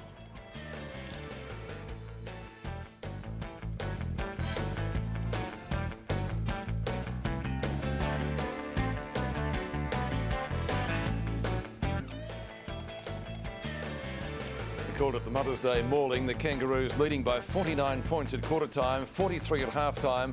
and they increased it to 51 at the final change before winning by 56. So the Crows losing the game in the first quarter. The Kangaroos' second biggest margin ever over Adelaide. 7 Sport hope you're enjoying this match as part of the 1999 Coca-Cola AFL Premiership season. Let's check the AFL ladder now. Now, 2 games aren't included in this table we're showing you here. Sydney and Hawthorn, because some stations are taking a replay of that game, and obviously Freo and Carlton. That match still in progress over at Subiaco, where it's just on half-time. And at the moment, the West Coast are on top. And you've got a pretty good look at the ladder there. But as I said, 2 games still to go to complete the round there. Talking footy, our special guest tomorrow night, Tim Lane, Mike Sheehan and Terry Wallace on the couch. And our guest this week is Jeff Geishan. Geish joining us tomorrow night, and he will have plenty to say with the Tigers under a little bit of pressure at the moment. Now, next week we go to round 8. Some pretty good games sit down for decision 2. Friday night, Essendon and St Kilda. That should be a beauty here at the MCG. Collingwood and Fremantle. The Magpies win this so far, so too Freo. The Western Bulldogs and Melbourne shaping up as the match of the round. Port Adelaide takes on Carlton in a night game over at Football Park. Hawthorn up against the Kangaroos. The Roos, of course, in magnificent form, and Carey probably to come back into that lineup for that clash next week. 3 games to complete the round on Sunday. At Subiaco, it's West Coast keen to atone for their defeat yesterday at the hands of St Kilda, and the battle-scarred Crows. Geelong plays Sydney, and Richmond plays the Brisbane Lions here at the MCG. On behalf of our commentary team, a very good afternoon to you all.